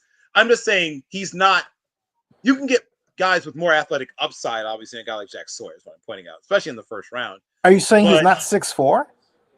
No, I've stood right next to him, and you know exactly what you're missing. The point. He's not a good enough athlete to be for most people to put him in the first round. Is what I'm pointing out. The guy ruined Michigan. That I could point out lots of guys that ruin lots of teams in college. No, he ruined Michigan. I'm serious. This dude ruined Michigan. I will never forget that game. He ruined Michigan. One great game doesn't make you a first round player, but we had a number of great games. That's the one that sticks out of my mind. He ruined Michigan. Right. He was a great college player. I'm aware. I watched him more than you did, Zeddy. I know exactly what he's like. Well, how do you know you watched him more than I? How do you know you did that? How many games of his have you watched? I don't count. I just watch. I watch YouTube. I watch YouTube. I can tell you which games and how many times I've watched them. So I've watched 12. That doesn't mean your judgment's better than mine. From this year, and I watched 6 games last year. I've watched 18 games twice. But that your judgment still sucks. The point I am making is he is a guy who probably should have gone later. That's all I'm saying. But he's a good football player. I will defer to you as the doctor. Okay. I'd say 3. I'd say 3rd. Bill, would you agree with that? Late 3rd. Yeah, like I'm not mad even in the late 2nd. I wouldn't be mad at it. He's a good football player. He's gonna have a fine career. Yep. He's just not a guy that most people would take that early. That's all I'm saying. I'll take him. You can have him. He's yours. I want a defender. You can have him. He's him. among the best players there are listed. I'll take him, and I believe that he's going to live up to. He's you said it. And for me, the guy, he works his tail off. That I love about him. He's 100% high motor. The Lions would love him, not just the whole Michigan thing, but like he's their kind of guy. He's the guy. This is the kind of guy that I want. In the 4th quarter, we're tied 21-all. It's crunch time because our opponent has the ball. It's 1:53 left. this is the guy that I trust to make the sack that will stop the drive because I know he'll do it. Okay. He's a guy who's going to give you everything he's got. He's a leader. He's a leader. Right. Team He's got captain. fantastic. He would have still been available probably at least a round later, but I agree. He's got all the qualities you just named. He's just not a guy I would take. I'm willing to pay for that. Hey, look, the Raiders, Mayock, you know who had actually a different idea, actually a similar idea, and I disagreed with it, but later I realized what he was talking about, and that was when Mike Mayock brought in the defensive end from Clemson really early for the Raiders. He had the fourth. Colin Farrell. Yeah, Colin Farrell. Too early, yes. Yeah, it turned out not to be a bad pick. No, it was a bad pick. Well, there were way better players available at that point in the draft. That was a bad I'm saying, did he take him too high? Yeah, but the reasons he took him high had to do with leadership and intangibles. Right, but if my daughter gets a 71 on her test, but she has good reasons for getting a 71, I don't care. You got a 71. That was a 71 on the test pick. But I don't think Jack Sawyer is a Daniels, okay? I mean, we're talking way down the first draft. We're talking way down in mid-range here. Right. He still would have been available a whole round later is the point I'm making. This is what I'm going to say. I'm going to say this right now is that we were talking, I was going to say were, but I'm going to say it. We're talking about Temu and discount players that Jack Sawyer is the Temu Adrian Hutchinson. High motor. Adrian Hutchinson has a lot better of a more polished game and everything else like that. And when athletic, he went second also more better bend, more explosive. Yeah. Exactly. But it's just somebody that if you can develop a discount version. Yes, I agree with the discount version of him. Sort of Trey, almost like Trey Hendrickson a little bit, but Hendrickson wasn't a first rounder. No, Hendrickson. Listen, when I lived in Florida, when I was younger, in my younger years, when I had hair, and I played co-ed softball at FAU because my cousin lived down in FAU and he was right in Boca. So we used to play co-ed softball. I used to play with him and Jensen Stoshak. And Hendrickson came from FAU. He was a late round pick, but that kid was built like a Mack truck. And then he went to Cincinnati and flat out like, I'm going to figure this out. And he figured it out. Jack Sawyer can figure it out if between the ears. That's the biggest thing about any of these draft picks. If between the ears, if you can understand that you need to work on this, and it's just not like, great, I was good in college, I'll be good in the NFL, because remember, the Jets drafted Vernon Golston at 6th overall, and look how that panned out. Yeah. Well, here's what I like about Jack Sawyer, and there's things I like about him. I'm not saying he's not a good football player. I'm saying he's not a first-round he's good. player. I'm saying he's a good football player. He's projected as a potential first or early second round pick, which is a wide range. Okay. Yeah, I didn't say he's not a good football player. I wasn't saying. But your implication was that I'm saying is you said I drafted him too high, and I didn't. And I believe that. I believe he'd be available. Yeah, but others would disagree with you. They're willing and good. You should disagree. I'm reading it. I'm reading it.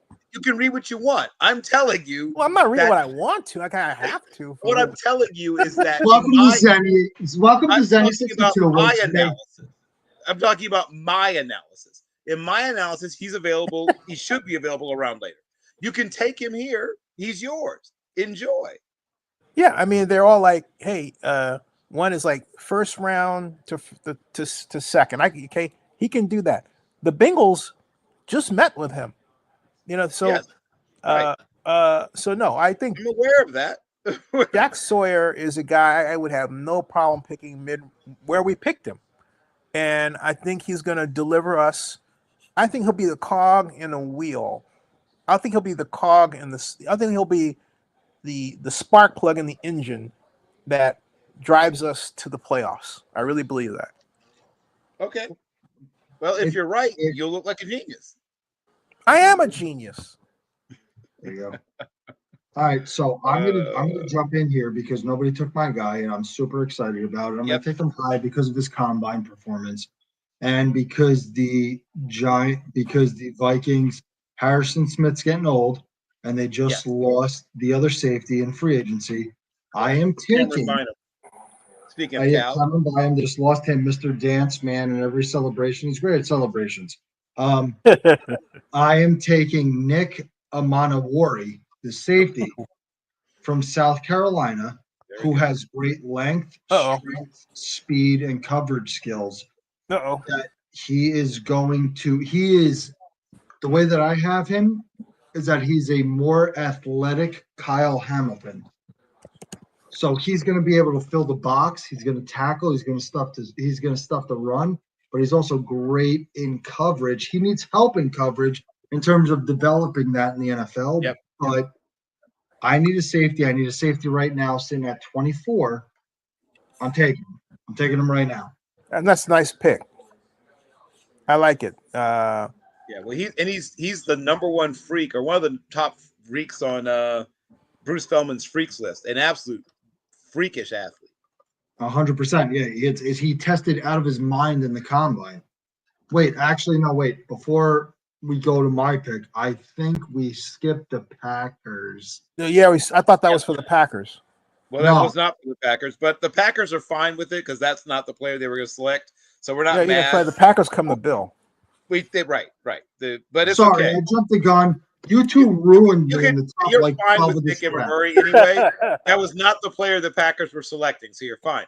But the Packers too will run to the podium to take the second running back off the board, Marion Hampton from the University of North Carolina. Oh, nice. There you go. Well, why do you like him? Well, first of all, big and fast are good things in the NFL when you're both big and fast. But he's also another young guy, right? Another one of the younger prospects. And while we certainly like Jacobs and we think he is the immediate future, his running style and the fact that he's, a medium-sized running back means that the amount of pounding he takes, especially when he was back with the Raiders, he took a lot of hits. Yeah. People talk about carries. Carries isn't what wears down a running back. The ball's not that heavy. It's hits. Oh, there are guys who. Sorry, Anthony.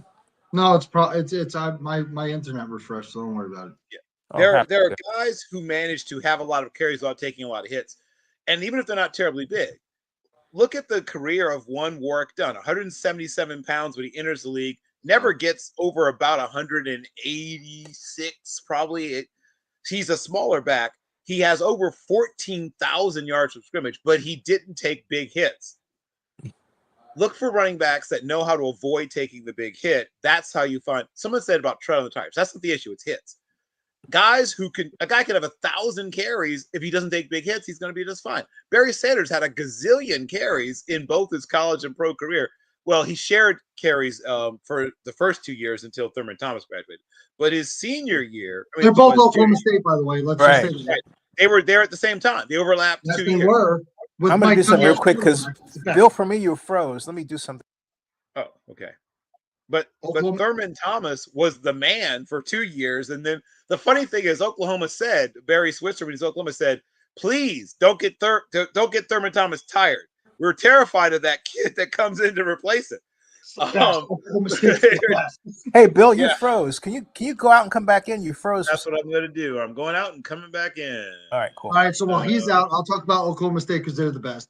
Because Thurman Thomas and Barry Sanders was the best backfield in college football history. Because you had Thurman Thomas, and then if Thurman Thomas got hurt, you had Barry Sanders come in before he wound up taking the Heisman Trophy. Yep. And as an Oklahoma State fan, and everybody in the comments or whatever you want to say and anything else in between, it's amazing because Oklahoma State's the best, and that's it. But also, I want to say this while Bill's not before Bill gets back and everything else like that. I want to say this as somebody who, if you want to, Ants Rants is coming back at full speed, and if I'm going to plug myself for a second. Yeah, Ants Rants is coming back at full speed. I'm going to start making videos through the teeth. He's coming back like Return of the Jedi. Like a phoenix from the ashes. That's right. So you want to search Ants Rants Zenny62. You'll see all the videos of when I had hair and over a decade ago. And ready to go, ready to push this, and ready to give you guys the information that I know and that I've researched and everything else in my notebook and Giants everything. for life. Love the show. Gotta run. I'll try to be next. Hey, JD, thanks, man. It's Joey. That's Joey Quad, the guy we Oh, saw it's Joey. before. Oh, Joey. There he Joey. goes. Hey, Oh, trust Joey. me, it's for our We gotta NFL have draft Joey show, and your dad back on at the right? same For the time. NFL draft show coming up on the 24th. Yeah. It's gonna be a wild ride because Sure. now that Ants Rants is back, we got all these people coming in. We're gonna have a great time. And then if anybody wants to, remember the website. Zenny, if you want to pin it again. Yeah, hold on a second. Hold on a second. Yeah, go ahead. I'm actually having this save right now because I was making an adjustment. Yeah. It's with the first. It's this. This Yeah. is the new designation. Easy to remember with the first pick.com. You guys go to, because Zenny 62, we got 51,000 subscribers here. Yeah, Like, Zenny 62 subscribe. YouTube, and also our designated page on our great NFL designated website called NFL News by Zenny62.com with the first pick.com. You go there, you jump right over everything, you go right into our world. Boom. There you are. Boom. That's it. And you guys want all the information for the NFL draft, for anything, Right. for anything moving forward too. Fantasy football, because fantasy football's coming out. You guys want to know the draft rankings and how you guys can win your fantasy leagues. You tune in to Zenny 62 and we'll have the videos for you, and we'll have the articles and everything else in between. You guys tune in. Yeah. Like, That's just it. tune in and listen. And if you guys don't win that league, then you guys can scream at me through the teeth. But until then, listen to the experts. We got Bill Carroll, we got Teddy Abraham, we got myself, we got more people in the waiting too. So just don't worry about it. We'll figure this out. Right? Definitely. Absolutely. 150%. So Bill was who? Bill was the Packers. So now That's right. So now we are the order is Minnesota, Houston, and the Rams are next. We got Minnesota. We got Minnesota already, and Minnesota. I'm going to put it in the chat because I'm not spelling his name. We got it. I didn't write it down. Did you write Minnesota down? Yeah, that's who I took. I took Minnesota. I took the safety from South Carolina, that kid who tested like a freak in the combine. Yeah, but did you write? Oh, here's Bill. Sorry. Oh yeah, no, I put. Hey, thank you. I was no wondering if problem. I was going to be put back. Now, you know what happened, Bill, is I was going to another page, and when you go to a page, it masks the main screen, so I couldn't see that you were down there. Yeah, until I've been waiting. Sorry about that. Yeah. So anyway, Okay. hey, so you were saying, Nick and Marion Warray, South Carolina. This is to the Packers, right? No. That's the Packers. No, that's not the Packers. No, the Packers got a Marion The Carolina. Packers took that. The Vikings took the safety from South Carolina. Okay, right. When you write those in the future, put the team name next to it. Oh, right. So because what I have to do is this is the Vikings, right? Yeah, hold on. I'll change it. Hold on. Can you edit it? Yeah, no, I'm not going to edit it, but I'll just say this. It doesn't let you edit the comment. That's wild. You have to. You know what? I'll delete it, and you can type a new one in. Yeah, I was going to say Vikings take, and then I just put the person in. Oh well, you can't do. You can't try it again because it doesn't let you edit the comment. Unfortunately. Oh no, I just I put a new comment. Oh, I see. You sure did. I got it. You see? Yeah. I just got rid of your old ones. There you go. And yeah. So, cool. So we're there. Okay. Now, who's next? We've got. We have, in terms of the order, the Texans, the Rams, and the Ravens. The Houston Texans, the LA Rams, and the Baltimore Ravens, and then Detroit. Okay, so now you, Anthony, you were working on, or just worked on, you just worked on the Vikings. That leaves me. That means that I am going to the Texans. Oh boy, I know exactly what I want to do with the Texans. I believe I've got. I say I am going to definitely focus on getting them a very great defensive back. And so, I know, I see. Okay. Araya Thomas out of Florida State, cornerback, going to Houston Texans. A big corner. Scheme matters with him. He is a guy who has sort of high hip, long leg, and the longer he's in his back pedal, the worse it looks. So you really like him in like a shuffle bail, bump and bail kind of thing. Catch, like a catch coverage. If he has to be in his back pedal for a long time, it starts to degrade. So you want him in a situation where he's not in his back pedal for too long. Is he a hitter? Not really. I mean, he's not bad. Like, it's not a bad thing. It's just, it's not exceptional. He's good enough. He's got good size. You like that. He's a bigger corner. Yeah. He's got all the same qualities a guy like Jeff Okudah had, right? He's so if you like Jeff Okudah, he's 6'2", 198. Like he's bigger than a lot of the receivers he's gonna be going up against. If you like Jeff Okudah, you'll like Azare Thomas. Yeah. All right. So now we come to the next pick as we motor through this in pretty good clip. The LA Rams. The Rams. The And that comes to Bill Carroll. Bill. Well, we are thrilled that things have sort of shaken out the way they have. Shake out. Yeah, things have shaken out essentially the way that we when you're picking where we're picking, you usually are sort of picking from players that you don't have super high grades on. We are rebuilding our defensive line, and we've already hit twice. Now we're going to try to hit a third time. Shamar Stewart is physically the most talented player in the whole entire draft. He is the most talented player. Shamar Stewart is the most talented player in the whole draft in terms of pure physical talent. An absolute, talk about freak, an absolute freak show. He is a raw player. He has a lot to work on. The good news, he's going to be initially a rotational player.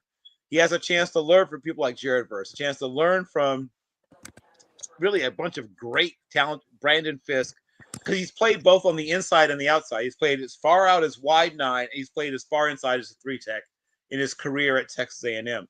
Very versatile, and once again, in terms of pure athletic ability, off the charts. Worst case scenario, you're getting sort of a Jadeveon Clowney kind of player where, it's sort of tantalizing and never quite fully pans out. But Clowney, of course, is a guy that went at the very top of the draft. Sure did. We're getting a similar player at this point in the draft.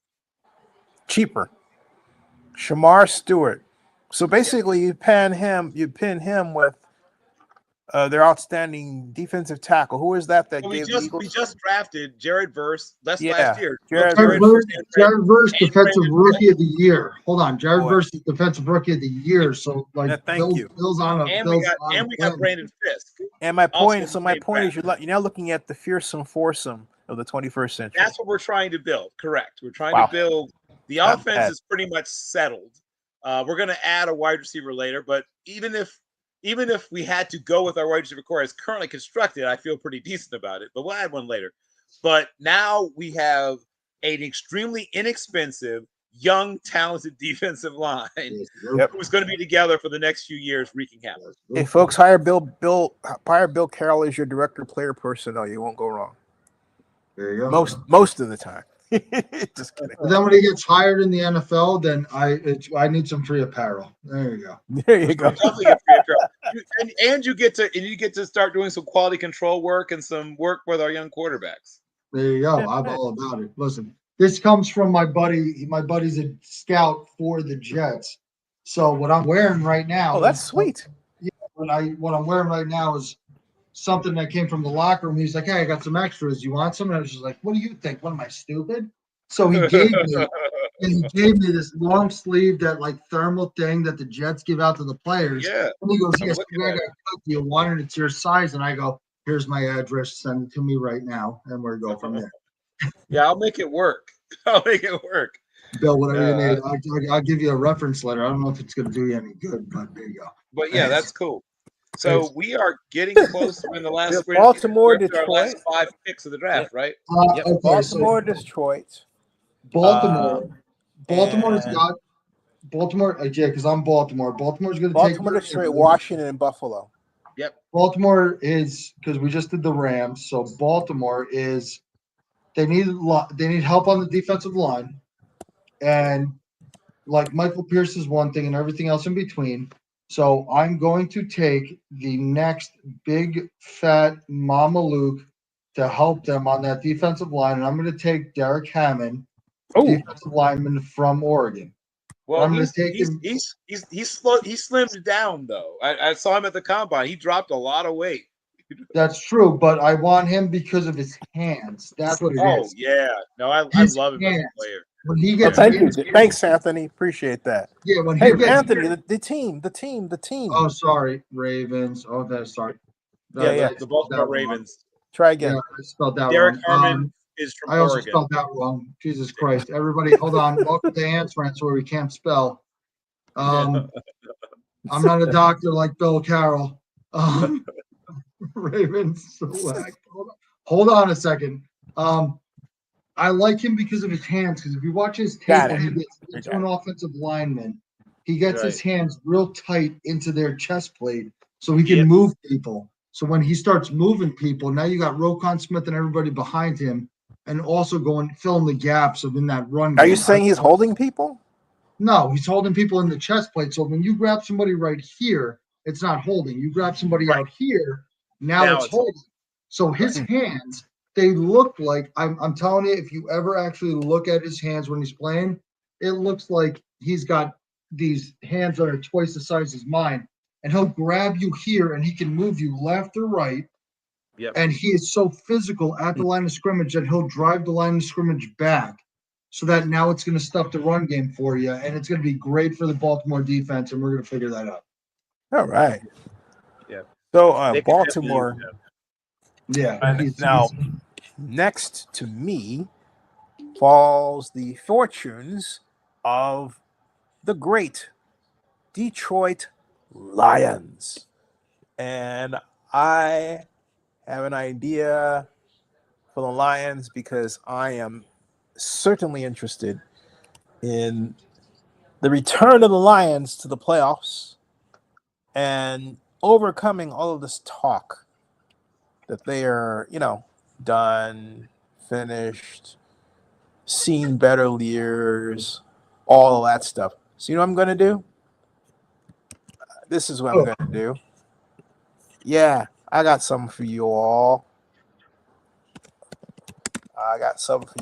Lions pick. This is the third round pick you're going to put in the first round. Let's see here.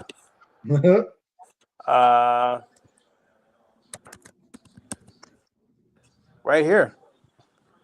Lions pick Deion Walker, defensive end, Kentucky. He's not really an end. He's not an end. He's down near 400 pounds, so he's not a defensive end. He's huge. Yeah, he's 6'7", 331. He's listed here. Yeah, right. I mean, he was at 1.405. Right, I saw that. Yeah, he slimmed down, but yeah, he's not going to play end. I'm guessing, unless you're playing. Maybe if you're not front, I guess you can play him at end. Yep. I'm going to play 3-4 hybrid, where I have the tackles, my two ends inside the tackles, just so that we're closing off basically the interior run with a nose tackle, forcing everything to the outside. But then also, we're giving our edge rushers the true, edge. Pew, pew, with the occasional safety blitz. Devastating. Did we lose Carrillo? I'm here. Oh, okay. I'm here. Sorry, my camera's like weird working. No, I'm still here. But Right. yeah, you're not wrong. But it all depends on the scheme. Well, Yeah, all you're doing is saying that the scheme has to fit him. Absolutely. Yeah, Right. Or he has to fit the scheme. But I'm yeah, just he saying. has to fit the scheme. All right, so got the Lions out of the way, and that's an exciting pick. I can imagine him catching passes out of the backfield in emergencies.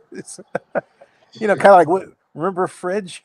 Yeah, we Right. already got Panay Sewell and Skipper, right? Yeah. Skipper Panay would Sewell, have left been, tackle throwing passes. All right, so and Skipper would have been the tallest NFL player ever to catch a pass because he's almost 6'10". He's 6'9" and 5'8". Okay, so we got Washington, Yep. Buffalo,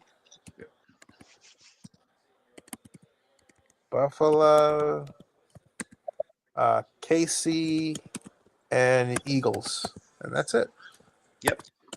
And all right, so I picked the Lions. So Bill, you've got the vaunted yes, Washington Commanders. So the Commanders boldly last year went out in the free agent market and brought in Lattimore, and he immediately paid dividends. This player is not going to pay immediate dividends because of his injury situation, but he's going to give us that other corner. We're going to bring in Siobhan Rebel from East Carolina, and if not for injury, he would have been my number 2 corner. He's probably going to miss the first 6 or 7 games of the season rehabbing, but everything's going well, apparently. His medicals came back fairly good at the combine. The injury is coming along. Ravel? Yeah, right. Siobhan Rebel from East Carolina, cornerback. Spell Ravel. Ravel. Okay, I don't find that in the CBS Sports. Revel. SHAVON Siobhan Rebel. Siobhan Ravel. Okay, hold on a second. 4 matches. Yep. Got him. East Carolina. Siobhan Ravel Jr. 6'2", 194. Cornerback. Yeah, got it. Yep. Going to again the Buffalo Bills, right? No, we haven't gotten to the Bills yet. That's the Washington Commanders. I'm sorry, that's my fault. Yeah, Commanders.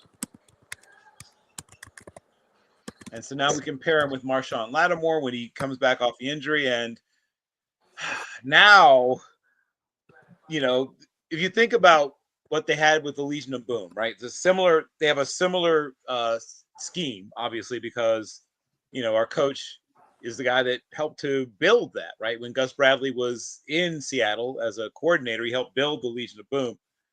And one of the things you need one great safety and 2 great corners. We had 1 great corner last year, and the safety play was kind of, a mix. But now we will have the corner situation situated for the next few years. Now we have Lattimore, who's at the peak of his powers and is a top, maybe just not the top 5, but maybe top 6 corner. And now we're adding Siobhan Rebel to it. Now we've got next we have Buffalo. for you. I've got Kansas City and then the Eagles. Yep, I'm trying to decide right now between 2 people, and I think I'm going to go with somebody to protect Josh Allen, and it's somebody that has skyrocketed up draft boards because of where he's from. But I think that it's somebody that's going to help solidify the interior offensive line with an IOL, and I'm going to go Gray Zabel from North Dakota State. There you I'm go. going to put him on that line with Deion Dawkins. I'm going to put him on the offensive line with everybody else, and that's somebody because you need to protect Josh Allen. Josh Allen is the Buffalo Bills, and the Buffalo Bills are Josh Allen. So you need to make sure that he's ready to go. The problem with Buffalo right now is their receiving core, but as long as you solidify the offensive line and you solidify the front 5 protecting him, he'll figure out a way to get people the football and put points on the board. So just know this, that I think we take Ray Zabel, I think we plug him in, probably guard, and we go from there. So I think this is a good pick for Buffalo. It's a great pick. All right. He's a terrific football player. Yeah. All right. You write that in, Anthony? Yeah, I'll do it right now. Hold on. I'm doing it Okay. right now. Don't forget the team name. Yeah, no, I'm copying and pasting it all as we're doing it. Smart. Buffalo. No, I spelled it wrong. I can. Buffalo. Bills. Select.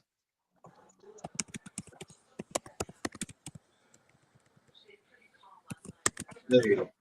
There it is. All right. Nice. Thank you. There you go.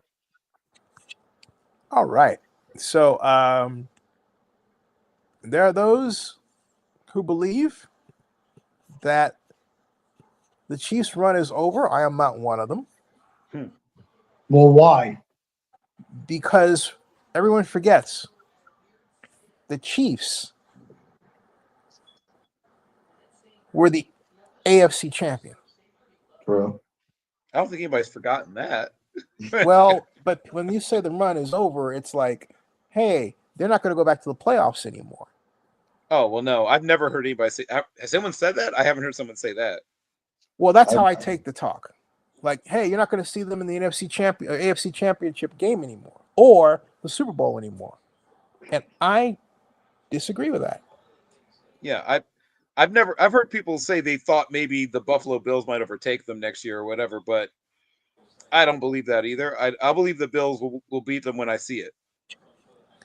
I believe that the Chiefs' best days are ahead of them, but they're even better if they pick. Oh, boy. No, this gentleman, solid player, very solid player. Mm-hmm. There, right here. I mean, Kenneth Grant is a fantastic player that Mason Graham has just overshadowed him, but he is still he's still a good player. Yep. This is the kind of middle person the Chiefs need to solidify their defense, which, really saw itself as exposed and somewhat long in the tooth in the Super Bowl. Give them a little spark up front. And a lot of spark up front, actually. I thought offensively their problems were more schematically related because they're known for throwing short, but they were trying mid-range passes downfield after opening the game with short passing, which, why they got away from what they do. Well, I haven't had a chance to interview Coach Weed about that or talk to him. Hey, the NFL annual meeting is coming up. Unfortunately, I won't be able to go. Yeah, they also should have probably stuck to the run game more too, because that's the one weakness of that defense that the Eagles were playing, is that you have a light box. They're daring you to run the football, and they didn't really stick with the run. Yeah, that's true. Yeah, absolutely true. And so, all right, we are down to the Eagles. There you go. Bill. This is thrilling. The Eagles have so many good players to pick from. Will Johnson has somehow made it to them. Oh, boy. Which is exciting as all get out. Xavier Bond is just hanging out there. It's crazy how many good football players. I'm hanging out. I'm hanging out. Just dangling. So yeah, that's an exciting thing. People always complain that it's not fair, but we're not taking either of those two players.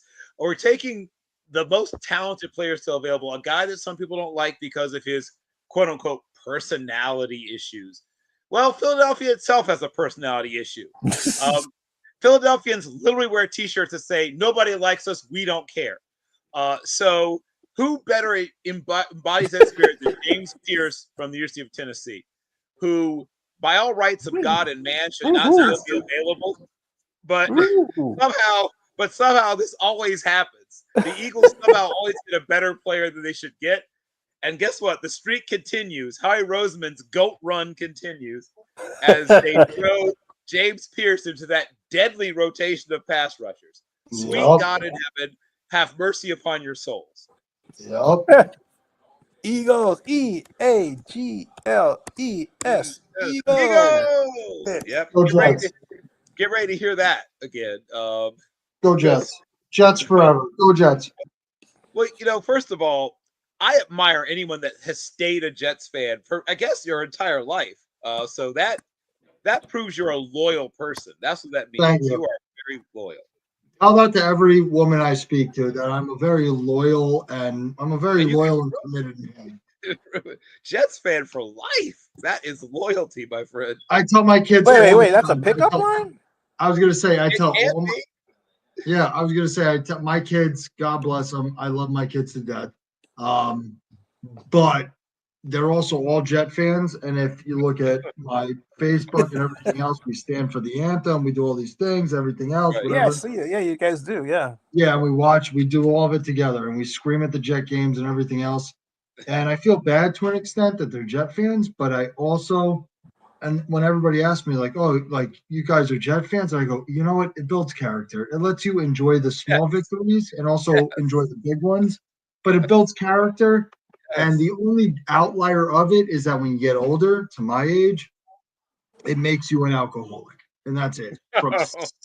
From September to January, invest money in Coors Light and Michelob Ultra and all that stuff. But besides that, it makes you enjoy the finer things in life. And that the finer things are, you take the small victories aren't so big and the big victories aren't so big. And in between, you figure out where life lands. And we'll get my father back on this, and he ruined my life because of this, because Jet fans. But like, I went with my father to the Jets Steelers AFC title game back in 2010. Oh wow. And it was amazing. And then also my father, if he was still here, Pop would tell all of you, he had to literally carry me out of the stadium, not because I was drunk, but because I was so pissed that we lost. I tried to fight the entire upper section of Heinz Field. Oh. And he was just like, this is my son. I'm sorry. Like, oh my God, I'm so sorry. But yeah, as a Jet fan, we learned that the losses aren't so low and the wins aren't so high. And in the middle, that's where we live life. And that's it. All right. So, well, folks, we've been on since 7 o'clock. It's 10:39. Any closing thoughts before we close? Well, my closing thought is that could happen. Like James Pierce, he's not a guy who's been out there like committing major crimes or something. I'll make it clear that when people talk about his off-field stuff, he's got a bunch of unpaid parking tickets. He had a run-in with the police that didn't go super well, but I'll put that on both parties.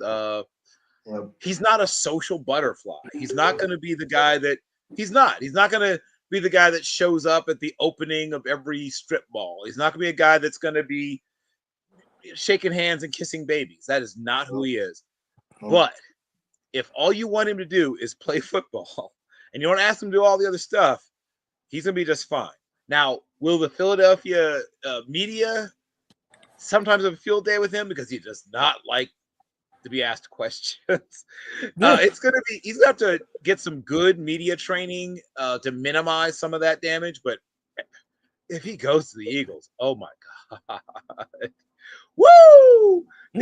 Oh, man, would that be great for the Eagles and bad for everybody else? Right. No offense to your Jack Sawyer, but like Pierce is twice the pass rusher that Jack Sawyer is. Yep. Right now, 1,000%, I agree with you. 1,000%, I agree with you. Jack Sawyer needs to develop more than anything. And my closing thought on this is that prepare yourself for a very unexciting first round. This draft is a draft that is filled with interior linemen and defensive linemen and everything else. You're not going That to is see those, exciting if you really love football. right? 100%. But the average fan is going to sit there and go, "Oh, he's not a receiver," and then when they watch the highlights as Mason Graham and Kenneth Grant and all these people who start going, they're going to try to make it exciting. And for the people like us, we're going to have a great time. And then on the draft show on the 24th, when we do this live, it's going to be great. But it's just everybody who's watching this as a fair weather fan, prepare yourself for like just knowing that this draft in 2025 is for the nuts and bolts of your team. Next year, with all of those people that are coming in next year for the next year's draft, that's when you get the exciting. That's when you get the explosiveness. And also be prepared to see a lot more mid-level schools coming in the mid rounds. It's not going to be like sixth, seventh round that mid-level players are taking. It's going to be second, third, fourth round that these players are taking. They take shots on because you know what? People are starting to realize that talent transcends division, and that hasn't happened for quite some time. But if you watch, like I said, the stats will tell you a lie. The tape will tell you the truth. And the scouts on these teams and everybody else is looking at the tape, not the stats. So Well when you said. see somebody come from San Diego State, you see somebody come from South Dakota State, you see somebody come from any of these D1AA, these NAIA, any of these schools, don't be surprised when they turn out to be a contributor in the NFL. And if you want to know more about this stuff, look out to Zenny 62, look out to Draft Central, look out to all these things. And we have what you need. You're just being stupid not watching us yet. So start tuning in and we'll figure this stuff out. And we'll let you know. So when you sit at the bar, bet somebody a beer. Bet somebody a beer that you know what's going to happen. And when that person pans out, don't just have them buy you a beer. Ship one to me, Zenny, Yeah. in Chicago. Yeah. And we'll have some fun. Yeah. If you're at the bar watching us, take this and show it to your friend next to you. You make a new friend, right? Yeah, There you go. 100%. Yeah. That's it. All right, folks. We'll be back with the next one. When do you guys want to do the next one? Thursdays are usually good for me. Yep. So Tuesday, Thursday are both good for me. I do Draft Central on Wednesdays. I've got one more Friday commitment to shout out to Sports Crunch with David Crumelo. He's got me on to break down a couple of position groups them this Friday. So next Friday I might be available. Whatever you guys need, I'm here. Yeah, Tuesdays and Thursdays. Yeah, let's do it next Thursday because Thursday works. Zenny 62 Media was officially credentialed to cover the NFL annual meeting. There However, we go. also Zenny 62 Media, or in this instance me, because we have more than one person on the list, but the company Zenny 62 Media was credentialed for the 20th straight year, officially credentialed 2 days ago to cover the NFL draft. Okay, there So we go. why is nobody? Why the hell clip this? By the way. Why the hell are you not watching Zenny 62? We're 2 decades into this. Yeah, we're 2 decades. And I'm going to say this from my perspective. I'm 35. I sat there with GMC. Remember we had the GMC thing and everything like that. And I sat there in that room for the first time. And I was the first draft I ever went to was the 2010 with JJ Watt, Julio Jones. We had the front seat in that NFL draft room and everything else like that. If you're not watching this, you're out of your mind. And I'll tell you the answer though. I said why, because we don't have a regularly scheduled program week to week. That's why. That we can market. Yeah, let's do it. Well, cool. Well, I mean that's right. That's easy to fix, right? Like I said, I can't do Wednesdays pretty much ever. Fridays are hit and miss, but Thursday Thursday. So it's let's pretty start much it. always- Hey, let's start it Thursday next week, 7 o'clock. Wait. You know what the funniest thing about this is that Football Reporters Online was every Thursday night. That's right. It was. Yeah, right. So there it is. But we have to. I mean, I have to because of my obligations to my mom. We're all saying this, but I have to really, narrow it to where it can last for an hour to hour and 30. Oh, we could have done this in half the time we did it in. Yeah. Oh, 100%. Yeah. We all of us talked the balls off the pool table with all of this stuff. So we could tone it down. Yeah. 100%. We could definitely make it go faster. Yes. Yeah. And so every Thursday we're talking about the draft or doing a mock draft or some aspect of it, and then, each one of us does some. I don't care if it's a minute. Yeah. On the draft, some I can thought give about you a player. What I can do is give you a minute on a player that most people don't know anything about. All I ask, though, I was going to say, Bill, hey, everybody, son of a bitch, right. Bill, you fucking cut me off at the knees again. All I ask is please no horizontals, and I'll tell you why. Because YouTube has this trick, and I'm saying it publicly, where they think, oh, you'll get more videos if you make a horizontal video, right? Yeah, but guess what? The amount of money you make is 9 times less. Okay, so they trick. It's this TikTok trick where, I got 1 million views, but how much you making? $1? I mean, I'm serious. Right. Okay, right. So we're better off just making this is horizontal, horizontal format, and developing the views from there. And I'm researching more ways to boost it because anyway, the rest I'll say off the air. All right, folks, that ends this stream. You guys don't go anywhere. Don't push a button. I have some matters I want to go over. Good matters, actually. Subscribe to Zenny62 on YouTube. The Vlog Report with Zenny62. Going all the way back to when I had a television show called The Vlog Report with Zenny62 on Colors TV from 2009 to 2011. All right. Yep. That ends this stream.